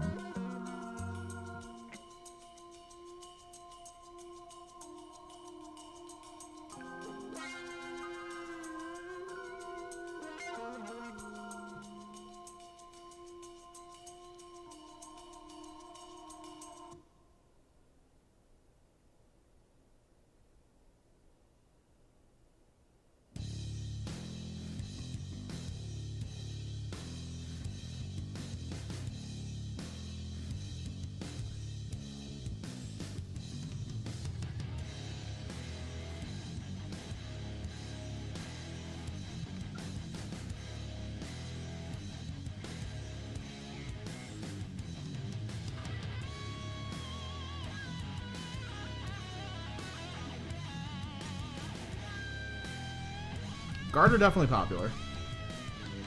They're definitely up there. People do enjoy them. I think what they're doing right now with some of the like other armies kind of make Guard a good option too, right? Like something I think their Games Workshop's trying to focus on a little bit more, and this is a positive, is crossover, right? At least that's what it felt like for a while. We'll see what keeps happening. But right now, if you played a Guard army and in your brain you were like, I kind of also want to play Tyranid, like you had that moment of weakness where you wanted to add to your plastic addiction.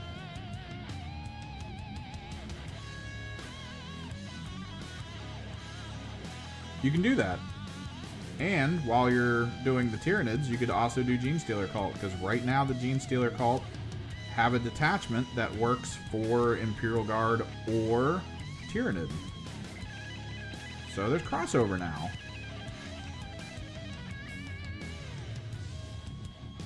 And like I said, I feel like the goal of crossover on that kind of a scale is actually a very positive thing.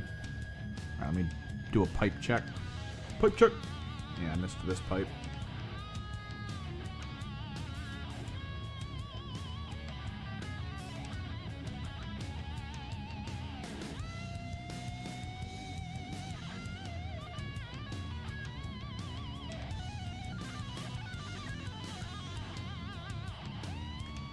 CSM might rewrite, or technically I don't think it has to rewrite, because CSM, when allied with Emperor's Children, they get Noise Marines. Ta-da! Well, Trader Guard are in the CSM Codex. A lot of people locally use them. They love their Trader Guard locally.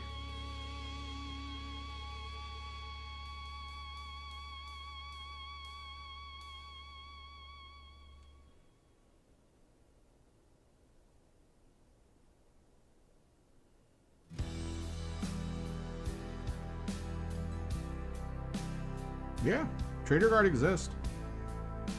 Not like Asgard. But the CSM Codex has Trader Guard in it. It's based on the Kill Team that came out.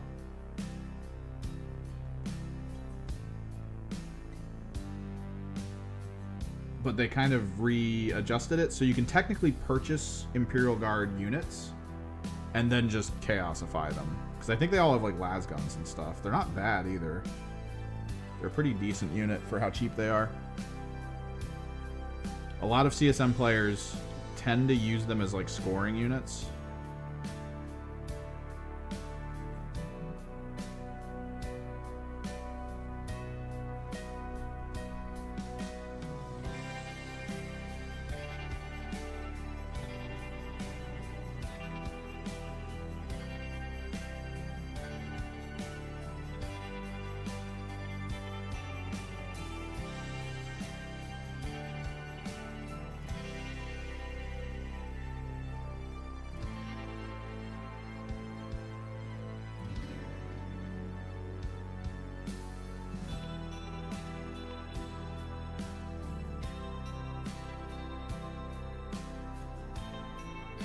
If you can find a Hivestorm box and you are thinking of Kill Team, 100% purchase it. You're going to be getting everything if it's your first time purchase. You're going to be getting the code. You're going to be getting the core rulebook. You're going to be getting the team rules, which doesn't matter. You have the app. That's fine. But the app has light rules in it. It doesn't have the full core rules, so you do need a core rulebook. It gives you all the tokens you're going to need and a single set of terrain that is usable on a competitive level. So you'll have all the terrain you need to play good games. You'll have all the rules you need to have access to. You'll have all the markers you need to be able to play, and you'll have 2 teams to choose from. So if you have a friend that wants to like try it out, you'll have a team they can pick up. You guys can just, you know, switch between those 2 squads. They're not bad. They're not super power fantasy, but they're also not bad. And the Vespid have actually received a few buffs over the last couple data slates that are good for them in combat, I think. At this point, I do think the Vespid are pretty viable because you don't have to worry about spending points on too much stuff. They've made it so that they roll over, and they've just fixed a bunch of their inefficiencies in combat. And they have fly, so super fun.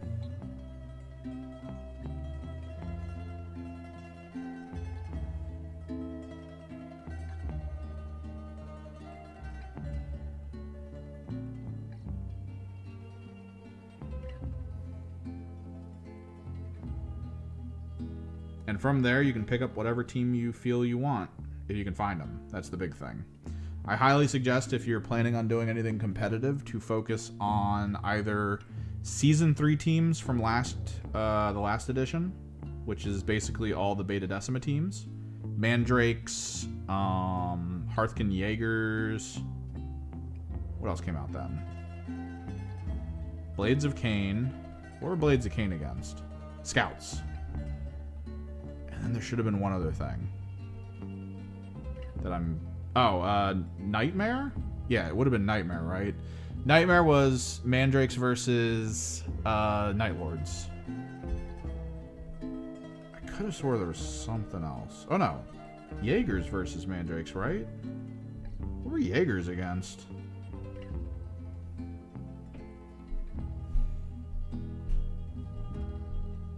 Or you buy one of the new teams, because the new teams should be persistent for competitive play. For at least 3 years. Unless something crazy happens.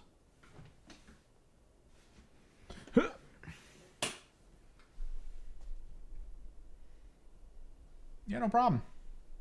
It's definitely one of the better pickups. Like the starter set. The starter set's good for getting teams, but the starter set doesn't have the right stuff. To my memory, from what was in the starter set box, the book they give you for the squads, that's not their rules. You need to use the app to find their rules. The rules you get out of that box aren't right. It's sort of designed to limit what you need to deal with in order to play the game. I think they only give you the light rules as reference, which means you're missing a metric ton of rules that they kind of just keep out and expect you to figure out on your own. It's weird. The starter sets all did this, but the teams in them are pretty good. That's the only way you can get the Angels of Death, frickin' the specialty units without having to purchase like unique units and modify them. And then that's also one of the ways you can get the Death Guard. Although most of the units in that Death Guard box, you could technically modify other Death Guard to make them. Like just regular Death Guard out of a Death Guard box. Not that hard.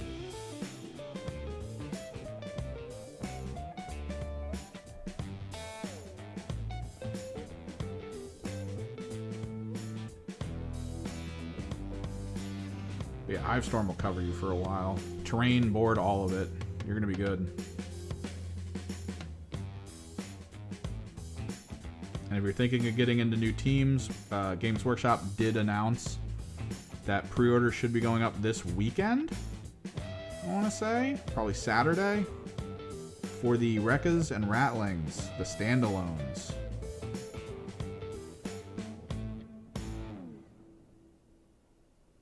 That's going to be pretty big. Missing a pipe on this one. No, we good.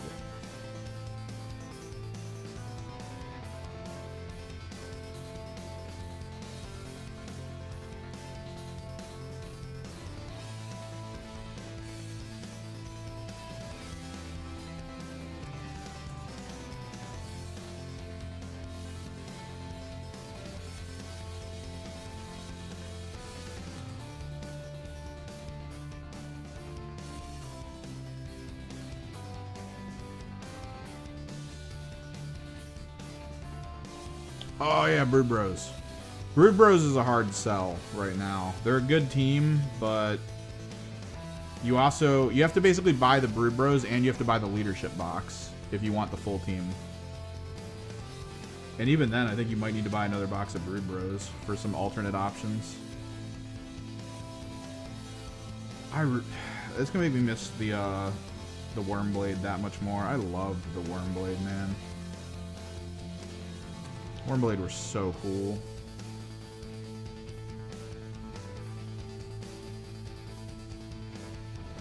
There was this like one player supposedly from like Peru or Brazil who always played Wormblade. And he talked about him to a lot of the people at all the tournaments he was going to. Like he was going all over the place for tournaments. And someone was like, dude, you do really good with these. And he's like, yeah, kinda. At the level he was playing, he kind of realized that Brood Brothers were basically, you have one action in one turn that is going to choose whether or not you win.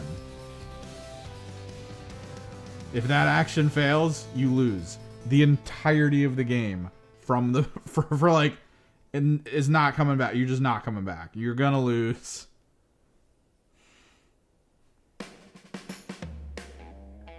And yeah, I kind of get it. I played the hell out of the Wormblade in that season. And there were moments that were incredible. They had the best sniper in the game. I think they still do.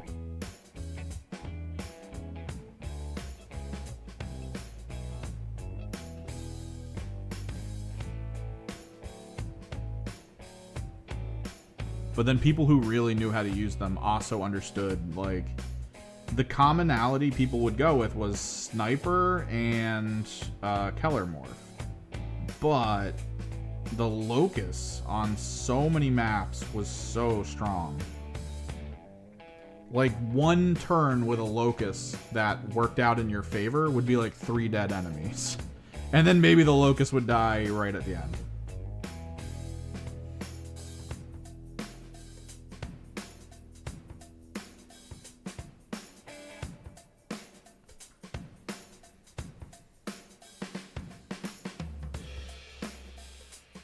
I one-shot a Thousand Sun Rubric Marine with my sniper.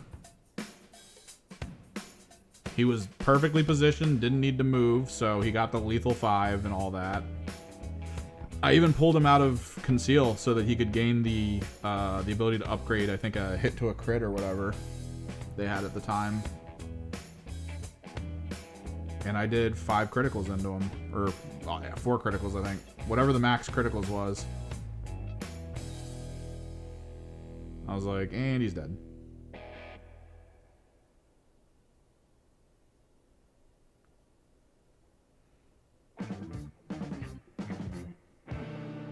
One turn Rubric Marine death. Return to shadows, back to stealth. Although I think that was only for neophytes.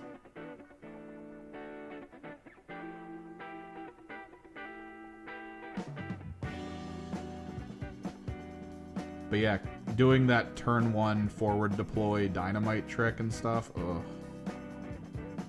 Get wrecked.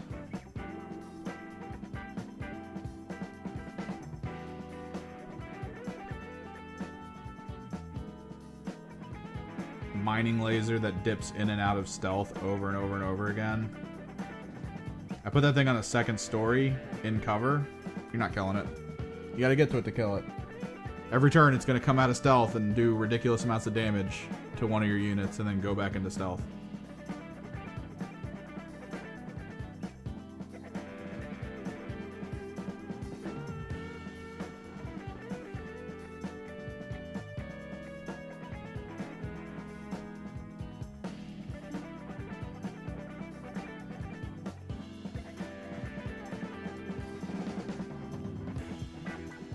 Dude, no one was more lethal than unnerfed Agents of the Imperium.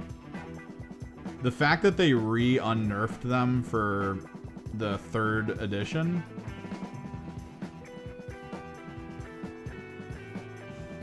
Just to see, I guess. They just wanted to see how they did with the rules balance. Like, seriously, the last, I think, 2 data slates were just like, how can we re-nerf them? That's it. They just needed to re-nerf them. No other plans. It's like Warp Coven, Hyrotech, because they recognized that Hyrotech were too strong, even though no one was really playing them like that at the time. They sort of recognized it based on what the Thousand Suns were doing. They were like, oh, once we nerf this, they're all going to go Hyrotech, and it's going to be the same exact thing. Yes. Yes, it would have been.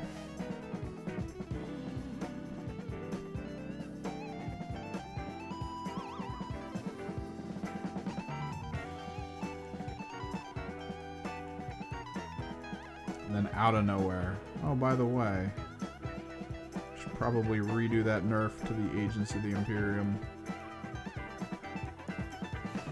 Maybe figure out how to make it so the Kasrkin doesn't give them a ploy from another team. That was so stupid. It's like, what? They give them a between round group AoE dash?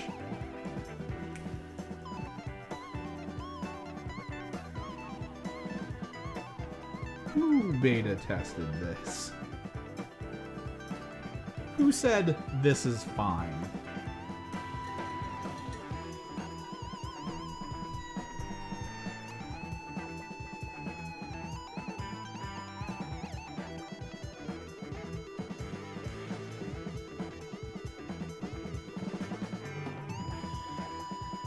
Week I'm gonna have to set up, figure out how to get my car to a garage. 60k maintenance, baby. More money out of my pocket, yeah.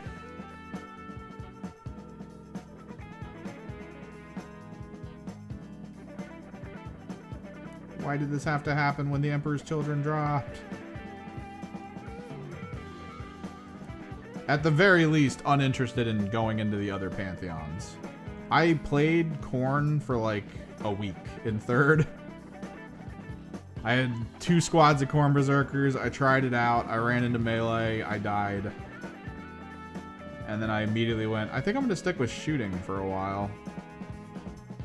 I think I'm done on the getting into melee front. Of course, this was back when almost every Space Marine had 1 wound. Space Marines were just armor saves, that was it. That was all they were, just armor saves. They died just as easily as almost anything else. So when an ocean of Guardians were shooting at them, you just lose all your Space Marines.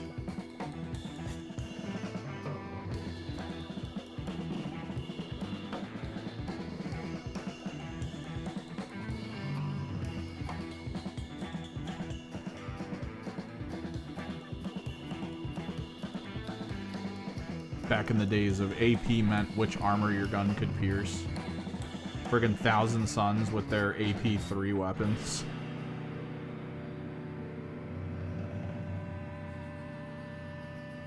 I was the only local Thousand Suns player at the time, so whenever I went to a tournament, I'd always play new players. That was always cool.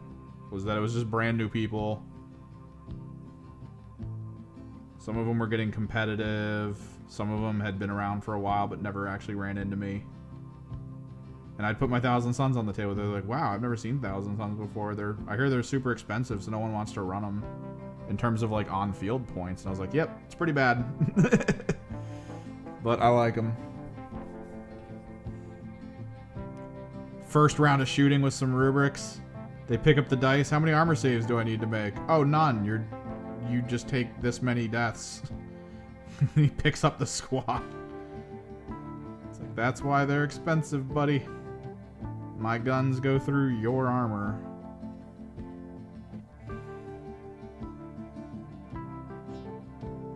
Unless you're a Terminator, you're not picking up dice for armor saves.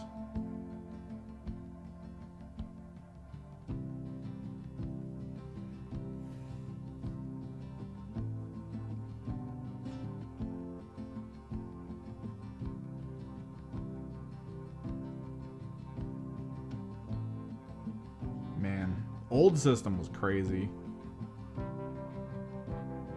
All these new people joining in have no idea. They've never seen the toughness flowchart. Dude, that toughness flowchart.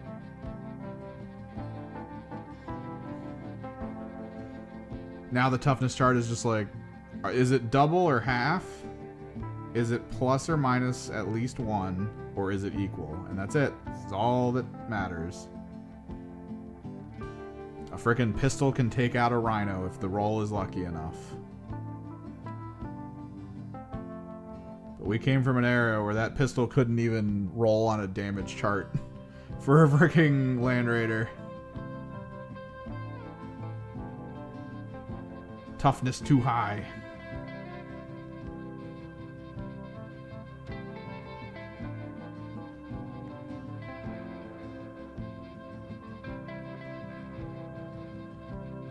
It's my favorite friggin' weird little mini story out of like 5th edition, I think.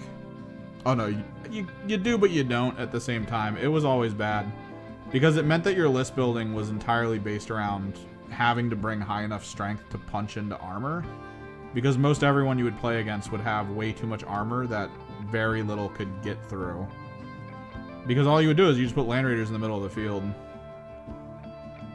and unless your army had like 10 las cannons, you weren't killing it. It was going to sit there the entire game and do whatever the hell it wanted.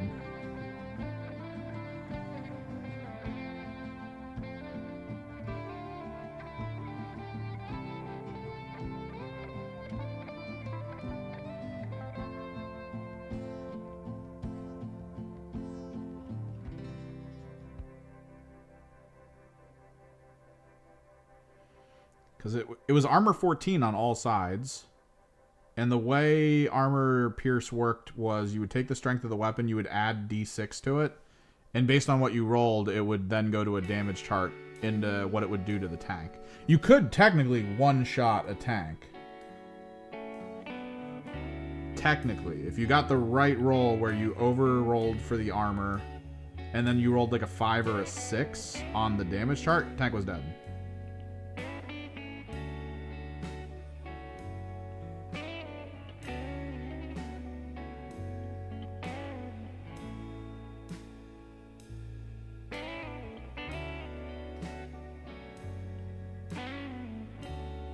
But there was a time where basically only the Tau had enough guns to like make armor players rethink their strategy. You'd have enough railguns that every turn you'd have like 20 attempts at blowing up a vehicle. Instead, you would like stun it for a round, and then maybe you would friggin' get to choose one of the weapons platforms to take off of it. Be like, oh, he doesn't have las cannons anymore, stuff like that.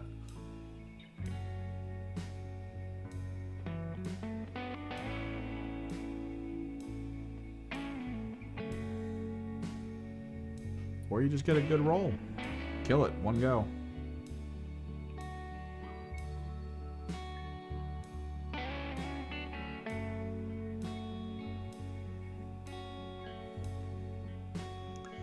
I think Horse Heresy still has it.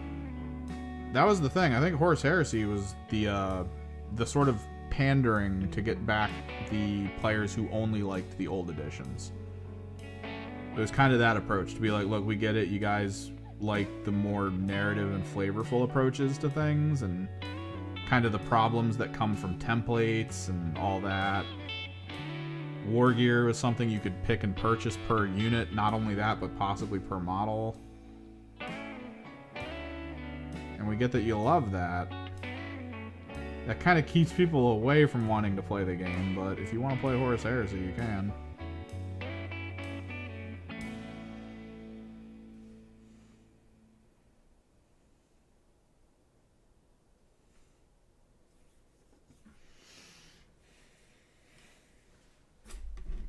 They gotta get Xenos into friggin' Horus Heresy. I don't ever think they will, though. Who would it be? It's just Orcs, maybe, and Eldar at that point?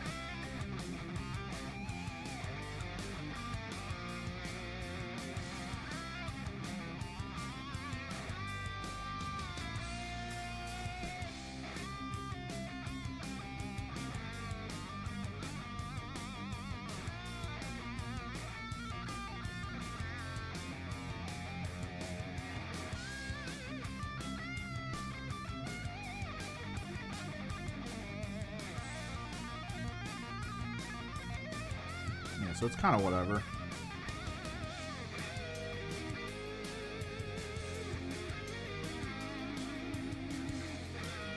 I do like Admech more from Horus Heresy than I do 40k. Admech being the Necromancer army is so much cooler than Admech being, like, IT department.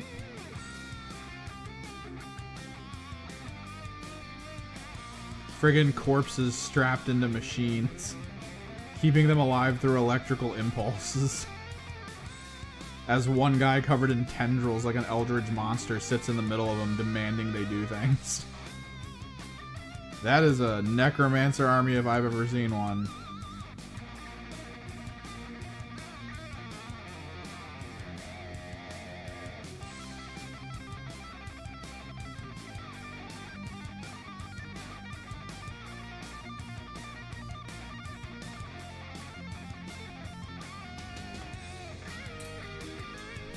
Friggin' big ass golems walking around with them.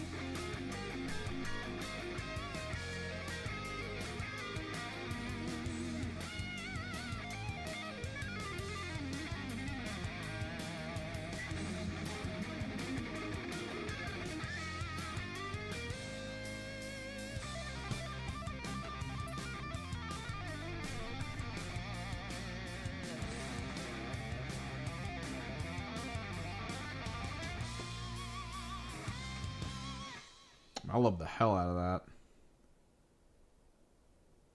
that. I wish they kept that flavor. They kind of did, but like they lost a lot of it because of the whole Cataphrons and kind of how the Rangers work, like the Scutari and all that. It just feels more like a bunch of priests gathered together and decided to become armory soldiers. Use their tech and skills rather than looting corpses.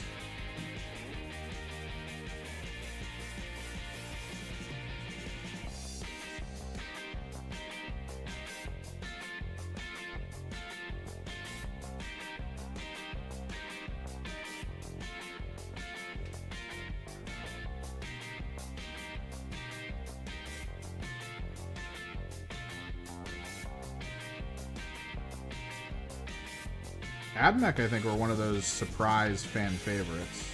Like a little bit. People do really enjoy them.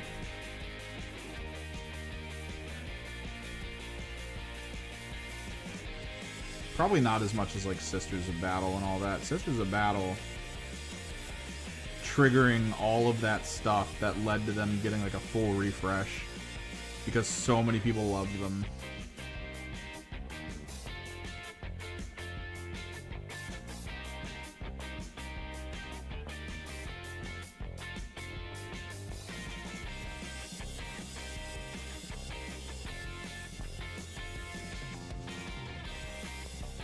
Games Workshop really is the vote with your dollars team. I'm hoping enough people bought into Emperor's Children that we're gonna get some like cool updates. Maybe even some very quick turnaround new units.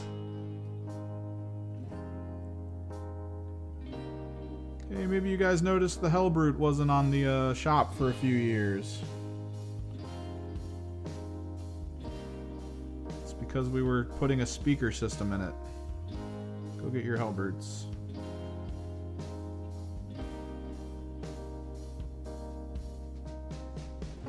I'd like to pre-order 3, please.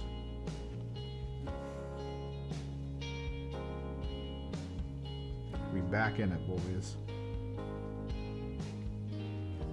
That's how they get me. I got 3 Hellbrutes for my Thousand Sons. I don't use them.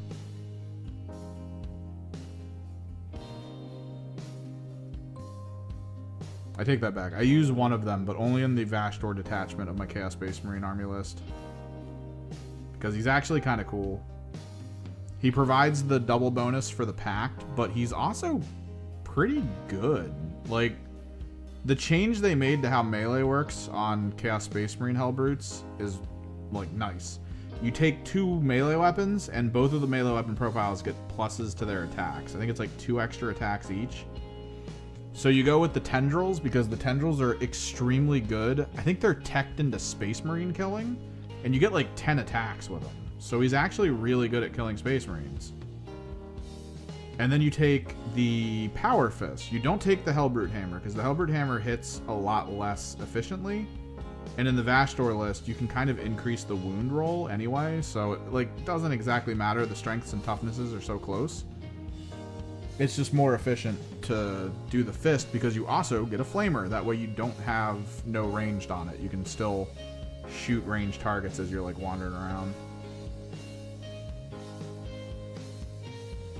Because lashing a bunch of Imperial Guard to death and then hitting them with a Flamer in the next shooting phase is just really nice.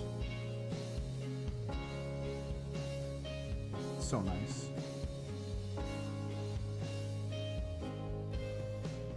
Thousand Sun Hellbrute. Refunds 1 Cabal point. When a Cabal is used nearby, has a I think a 5+ invulnerable. That's the big thing about it. It has a 5+ invulnerable.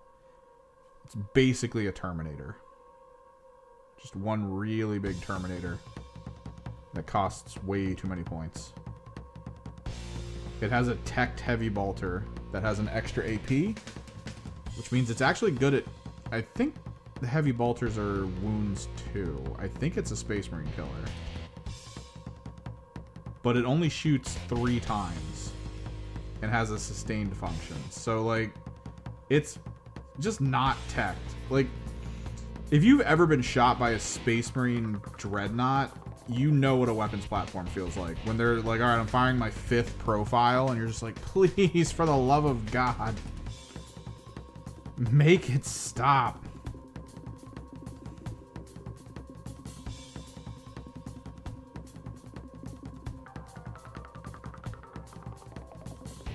And then you go over to your Hellbrute and you're like, I'm firing on 3 shots with my heavy bolter. And I'm done.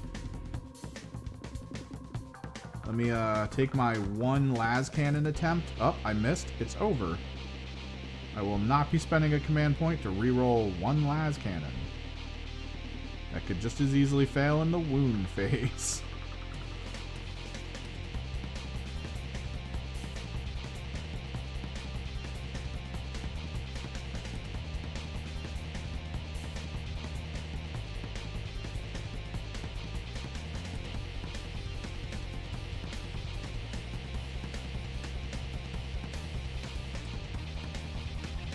They're more like icon bearers than anything else, because they really are just a source in Chaos Space Marines of some benefit. And if the benefit's not good enough, then it's garbage.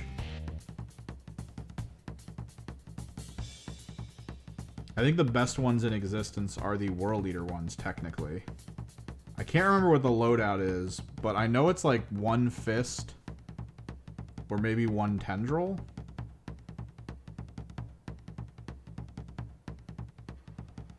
And then I want to say a las cannon or an auto cannon. I can't remember which one.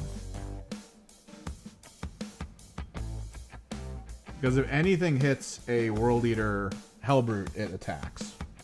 So that's just way too cool. The idea of like, yeah, you can shoot my Hellbrute if you want, but if you don't kill it, I'm going to take a las cannon pop shot at one of your vehicles. Choose wisely.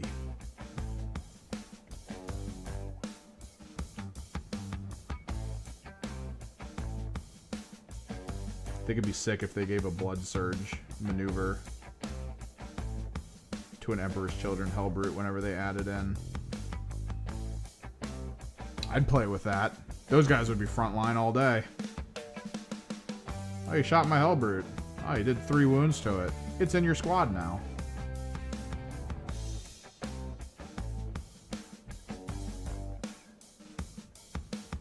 I don't care that Mauler Fiends are kind of the same thing.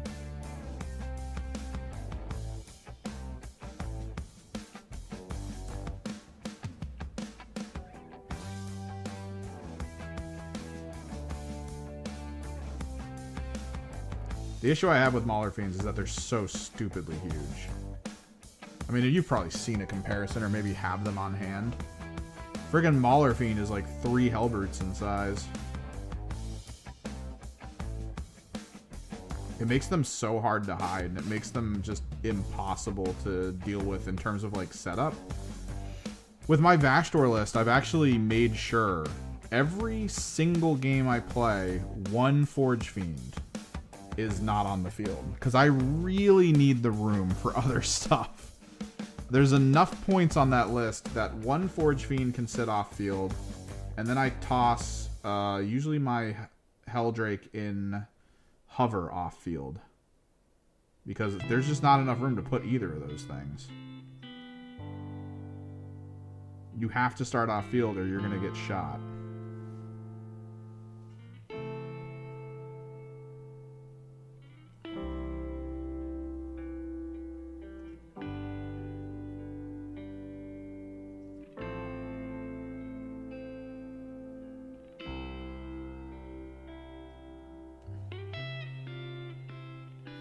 They're so big. They're so stupidly big.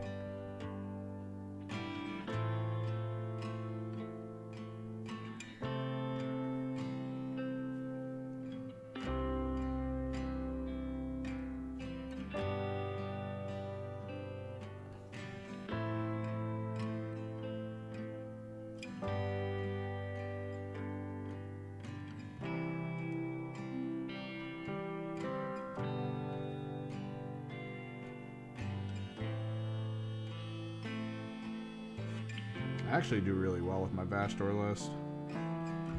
Vashdor hits so hard. Like, that list just is... You get one turn, and you could probably wipe out half your opponent's army.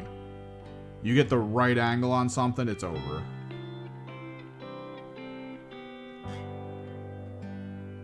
I played into a dual Whirlwind, Calgar, and Gilliman list.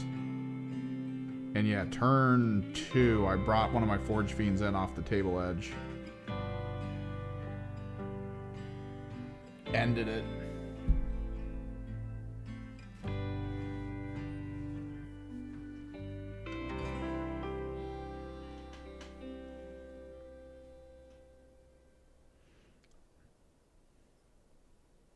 I think the World Eater Helldrake's one of the better Helldrakes too. If I'm not mistaken.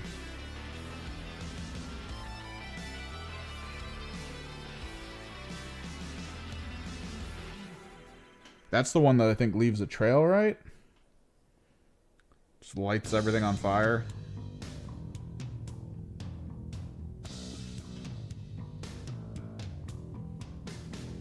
IMO, the Chaos Space Marine one, is one of the best.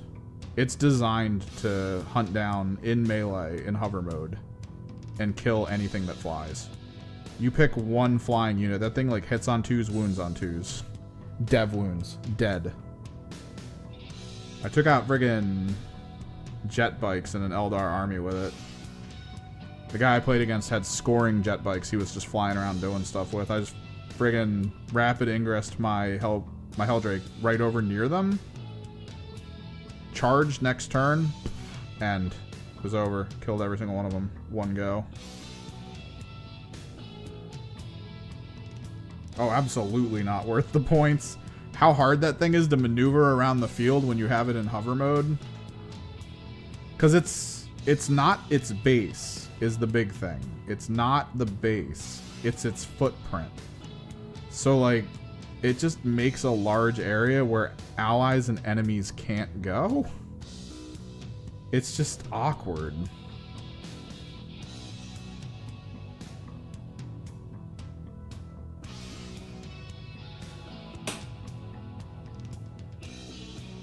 I'm sad because I'm pretty sure everyone keeps talking about how they're trying to get rid of aircraft in 40k, and I kind of agree that that's something they're trying to do. So I have 2 Helldrakes, and at some point here I'm pretty sure I'm just gonna like hang them from my ceiling because they're not gonna exist anymore. Granted, the Emperor's Children Codex has Helldrakes in it, so I got to assume the Thousand Sun Codex is gonna be like, yeah, we're keeping them. Chaos Space Marines got them already, and that's the one army with Vashtor that I actually care about to use them in.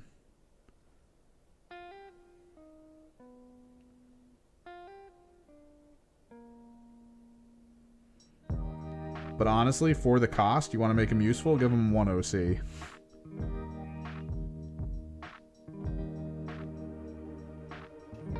I think you'd take Helldrakes all day if it had 1 OC. I can check. I don't think it was. I think when I read it, it was like, eh. Kind of useless.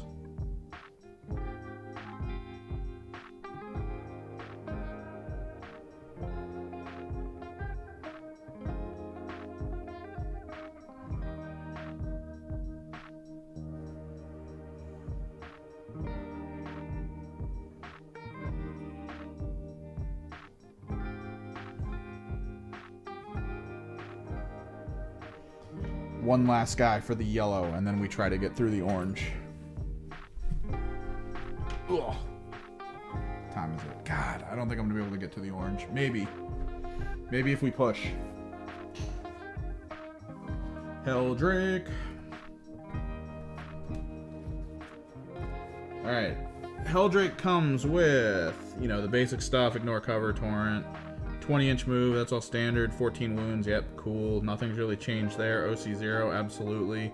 Anti-fly with dev wounds, cool. Airborne Predator. Each time this model ends a normal move, you can select one enemy unit that it moved over during that turn and roll 2d6, adding 1 to each result if the enemy unit can fly. For each 4+, that enemy unit suffers D3 mortal wounds. That's not bad. It's a bit more stay out of combat and just fly over stuff. Honestly, this is probably the best one for not having hover. Like, you could probably use this one in standard aircraft mode.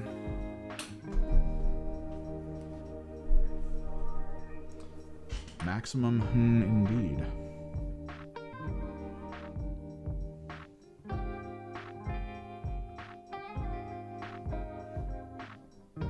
Yeah, you bring it in turn 2.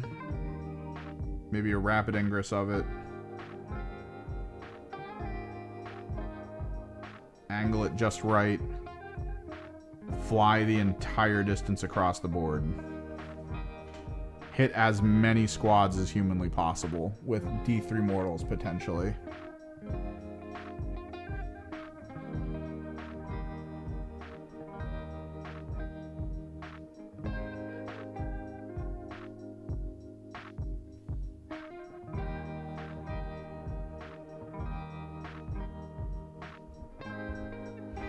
In theory, I could bring a Mauler Fiend with this army, as well as some Demon Princes. They'd be like on loan from my Thousand Suns, though.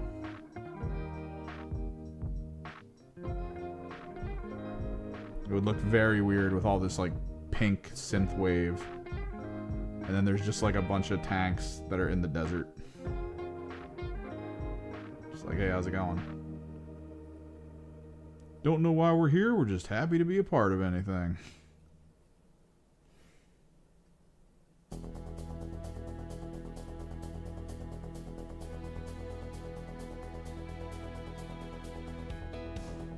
It kind of sucks that that's the meme now for Helldrakes. Big scary creature killing thousands. Dreadnought throws a statue at it, kills it.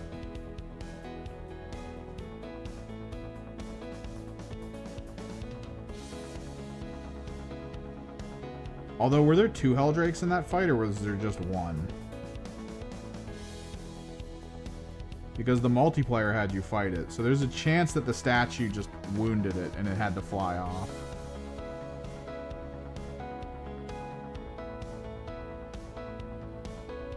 Because there's that whole other side fight you do in multiplayer where you have to fight a Helldrake. And that's where you actually kill it. Using the power of light. And picking the right symbols. The least interesting combat mechanic. Simon says, activate the cup.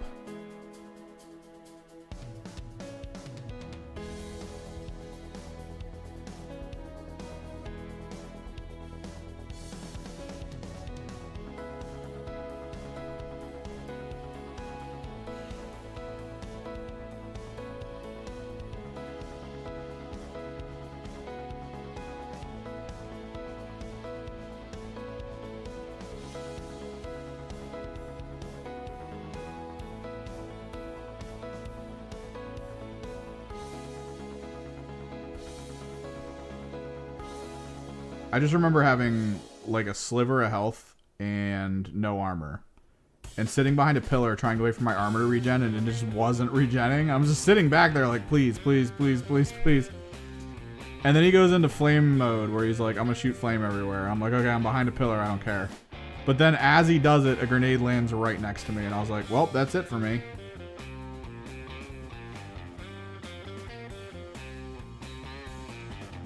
Step out from pillar, die to flame. Don't step out from pillar, die to grenade. Avenge me, brothers!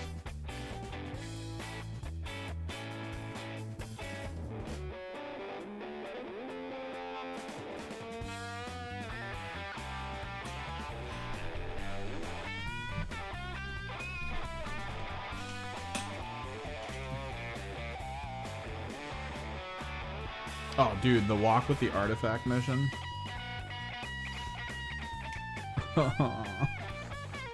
We did it once, and I set it down when we got into like the final room you have to deal with.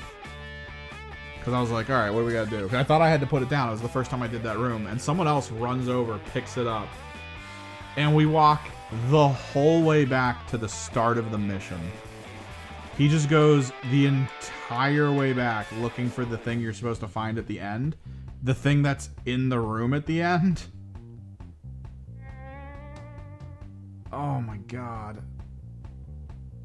We were on like a high difficulty too, so we were just getting non-stop waves while this guy was wasting our time.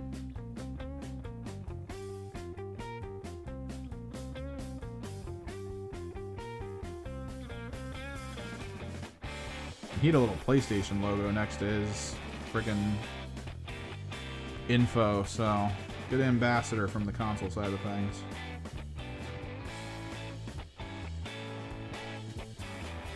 Just doing the Lord's work.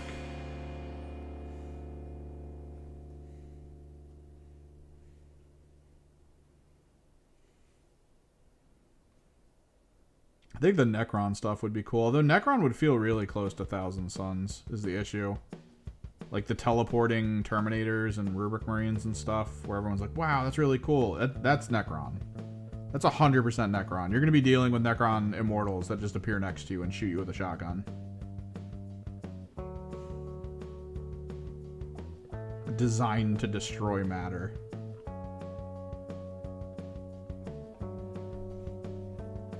How's it going?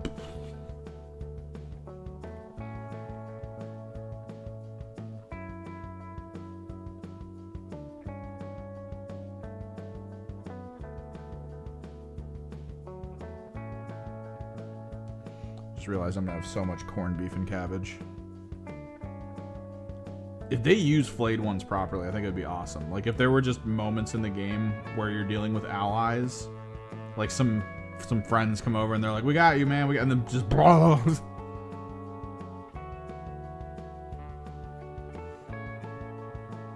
Could you imagine there being like a negative score in multiplayer for your EXP if you just like kill random people?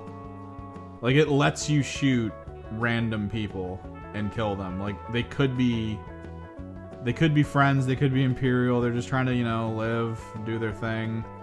But maybe they're flayed ones. Just maybe. Do you kill them then? Or do you wait and see?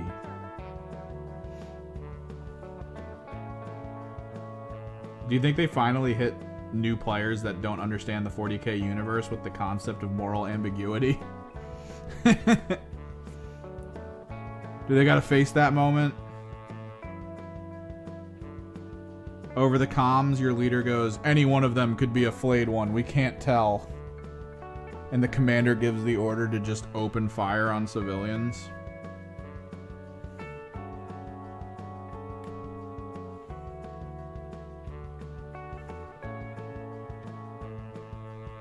Make sure I didn't miss any pipes.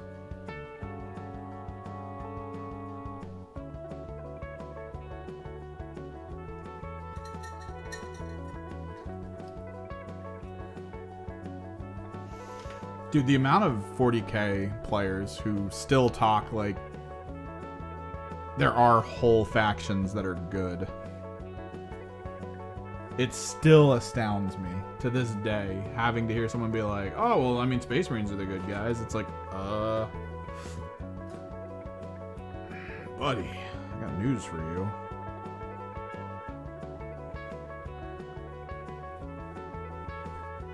Probably not. I won't be back until tomorrow. We'll have a long stream tomorrow, though. Pretty soon I'm gonna have to hop off, get some cabbage cut up and cleaned up, thrown into this food I got over here. I probably put too much of this orange down. Uh-oh.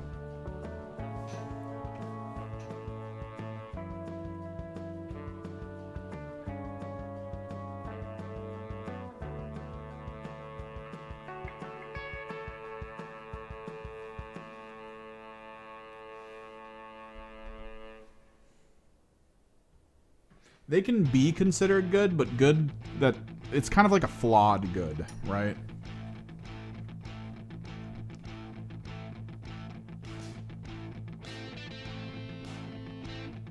Like, because it's the 40k universe, their actions, yeah, they're pretty solidly good, although I do think they tend to have, like, purging moments as well. Like, scorching whole planets. Good or bad, just because they have to.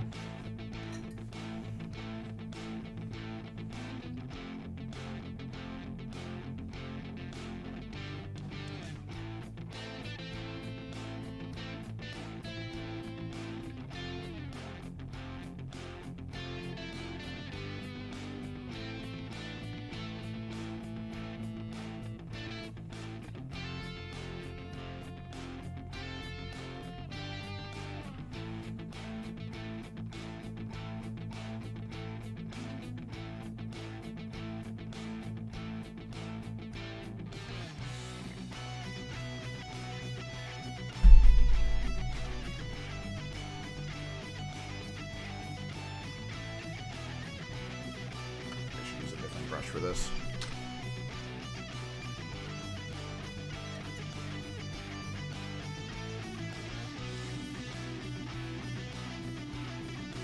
Noise Marines are great.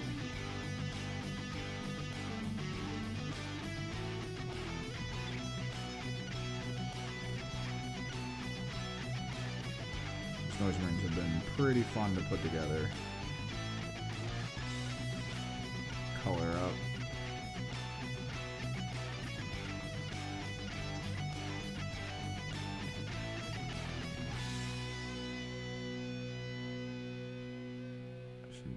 Little taste of orange.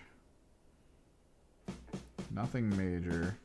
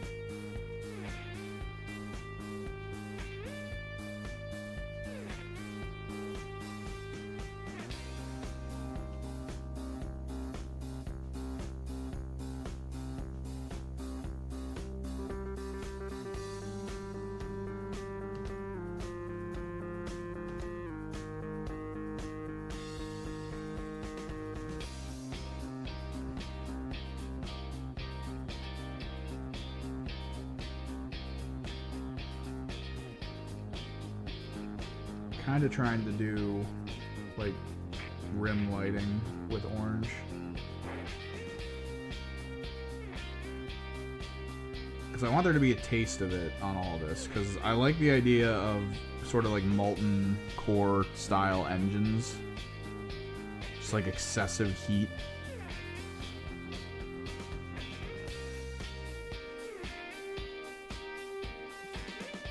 And we do want to tie a lot of the thematics in with each other.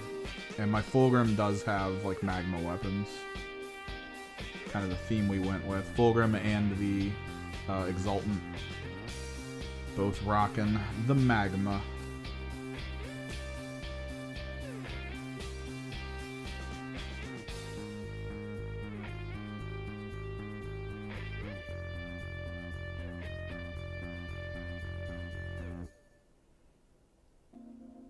So it's just good theming. Oh, man, I could really throw together a display board. I know that's like a thing Games Workshop stores try to consistently do. And a few of us every year tried to do it for our local store, because it's kind of seen as like supportive for the store itself, because it makes the store feel like people are really trying to get out there and do things and be part of that community. And I know it reflects well on the store owner. But man, I've just never had time to really dive into those kinds of things. But this could be like an easy board to make. It's mostly just texture paste. Do like a quick pink airbrush of the entire surface. I'd probably build some kind of like big upper part of a head that looks like it's screaming or moaning or something. And make it look like they're all walking out of a gateway in its mouth.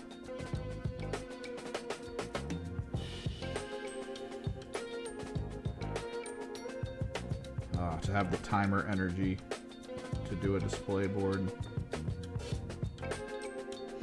I think this year they cut down on the effort though for display boards. Like it used to be that they wanted you to have big stuff just with tons of crazy things happening. And then year after year they're like, just put it on a freaking table. Put it on a black tablecloth. Just, please. Just show us what you're working on so we can post it on our website.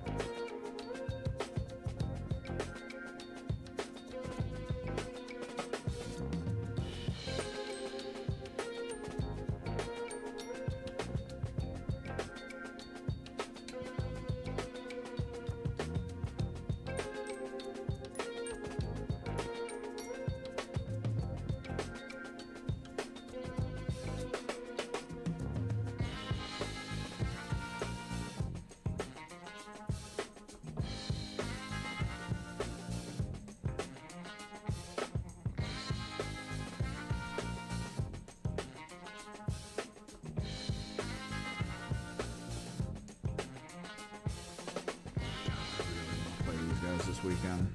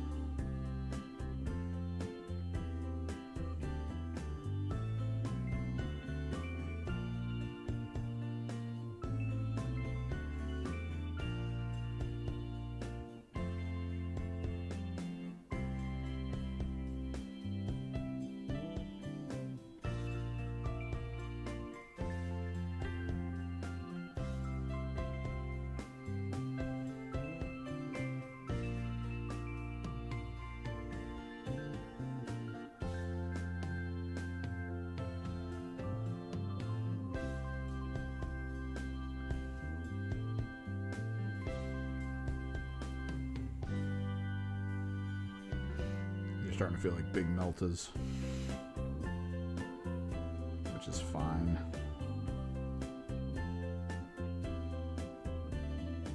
It's fine.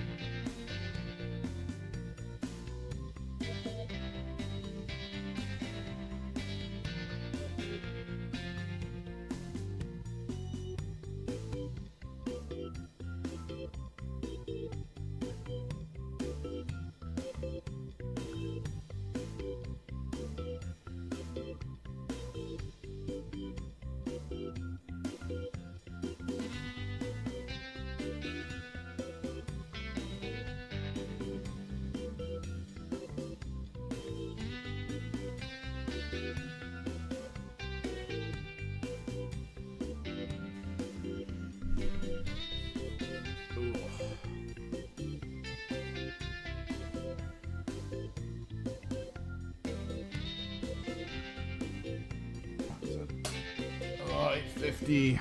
We might get one squad done. I might off-stream this a little bit tonight. Hopefully I don't stay up till frickin' 3 a.m. again. Again, we're going to be aiming to do a longer stream tomorrow.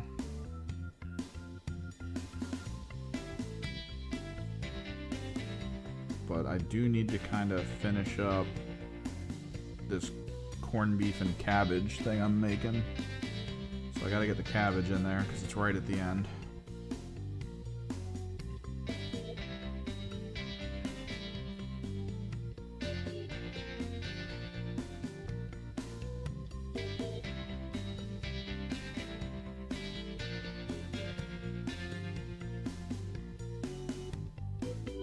We gotta kind of hit everything with a little bit of orange.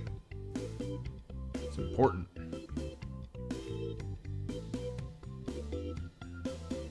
Gives the energy a little bit of a flow to it. An extra flavor.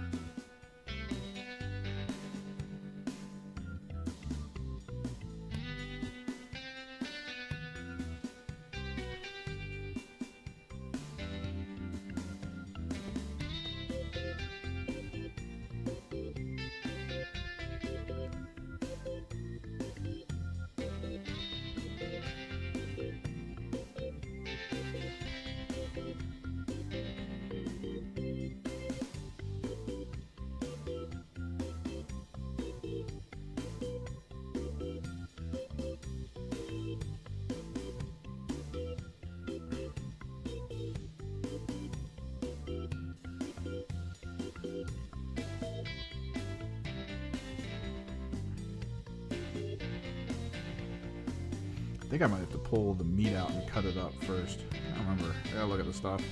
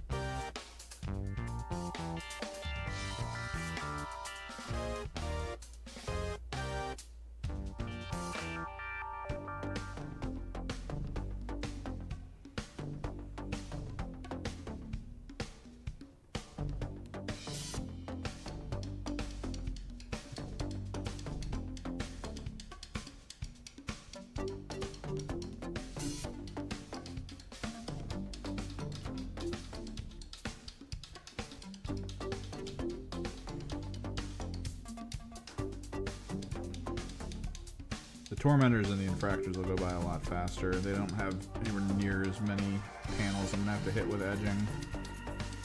They're mostly just going to be necks and stuff. It's the second squad of friggin' Noise Marines I'm going to be annoyed by.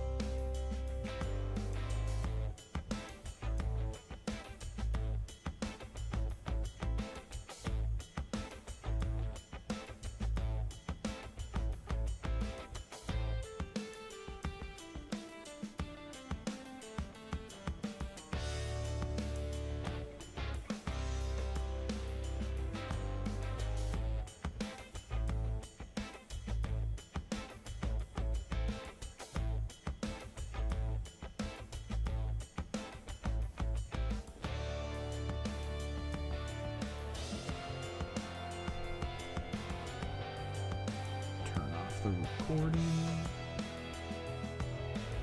Won't need much more for this stage.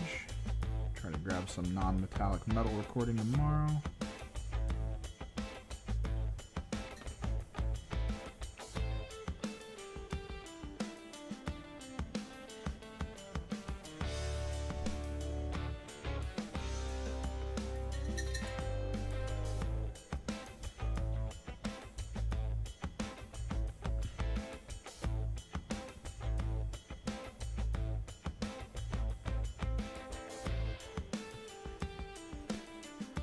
There's a little bit we could do before the non-metallic metal tomorrow, because there's I use rust gray on like a lot of the tubing and like inner joint armor, so we probably should hit those with some rust gray, since that's a pretty quick thing across all characters.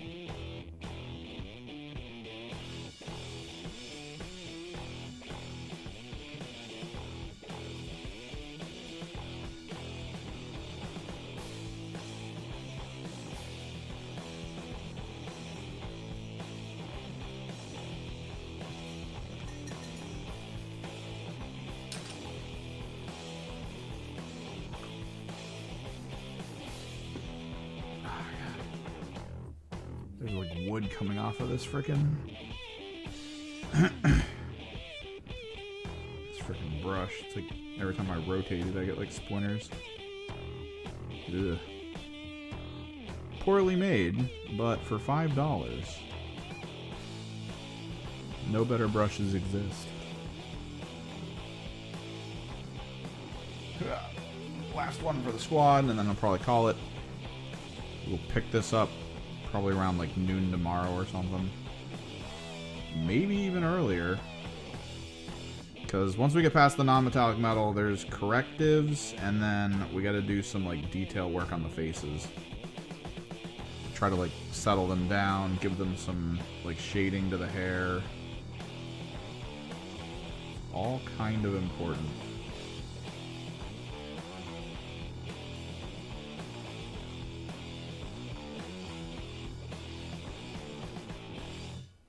We actually, any white hair might need to be redone.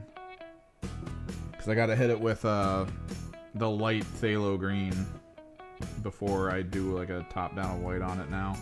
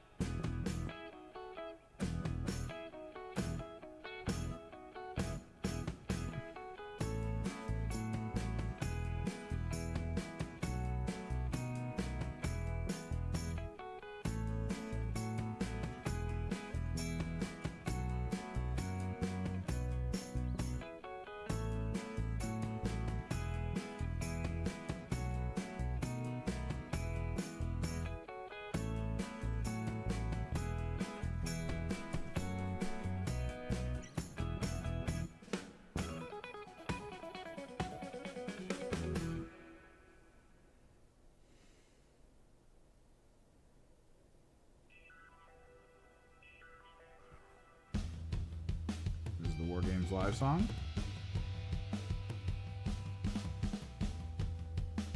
I have also used it, I believe.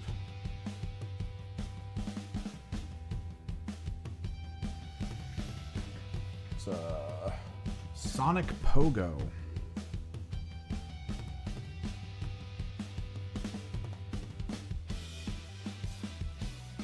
It's a good ambient waiting room song.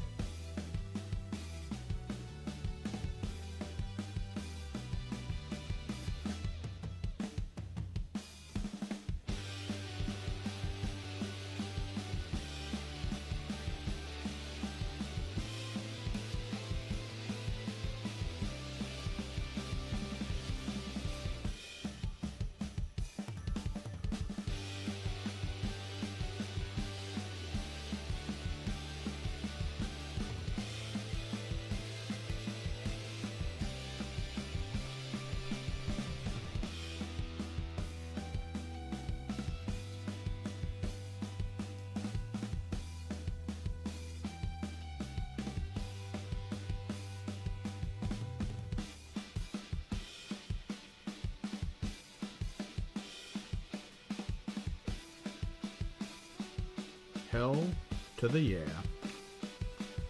For Squad of Noise Marines, finished for their lighting. We will like I said, we will either do the rest of them tonight after stream is over and after I'm done work, just to try to plow through them. Hopefully I don't, again, stay up till 3. That crap was wild.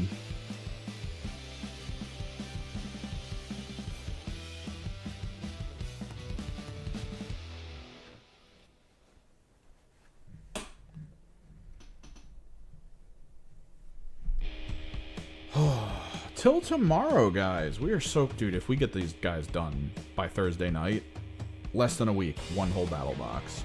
Oh, it's going to be so good. I don't want to push fast if it means we're going to lose quality, though. So, if I start noticing that what we're working on is, like, me cutting corners, I don't think we're going to do it. We might finish Friday instead, which is fine. I mean, still, it's like 6 out of 7 days from the day I picked it up. And I didn't even put things together until, like, Sunday night. And that was only, like, half of this. So, yeah. Thanks for hanging out. Thanks for chilling on a weird Thursday night. Or what day is this? Wednesday? Yeah, on a weird Wednesday night. Later, everyone.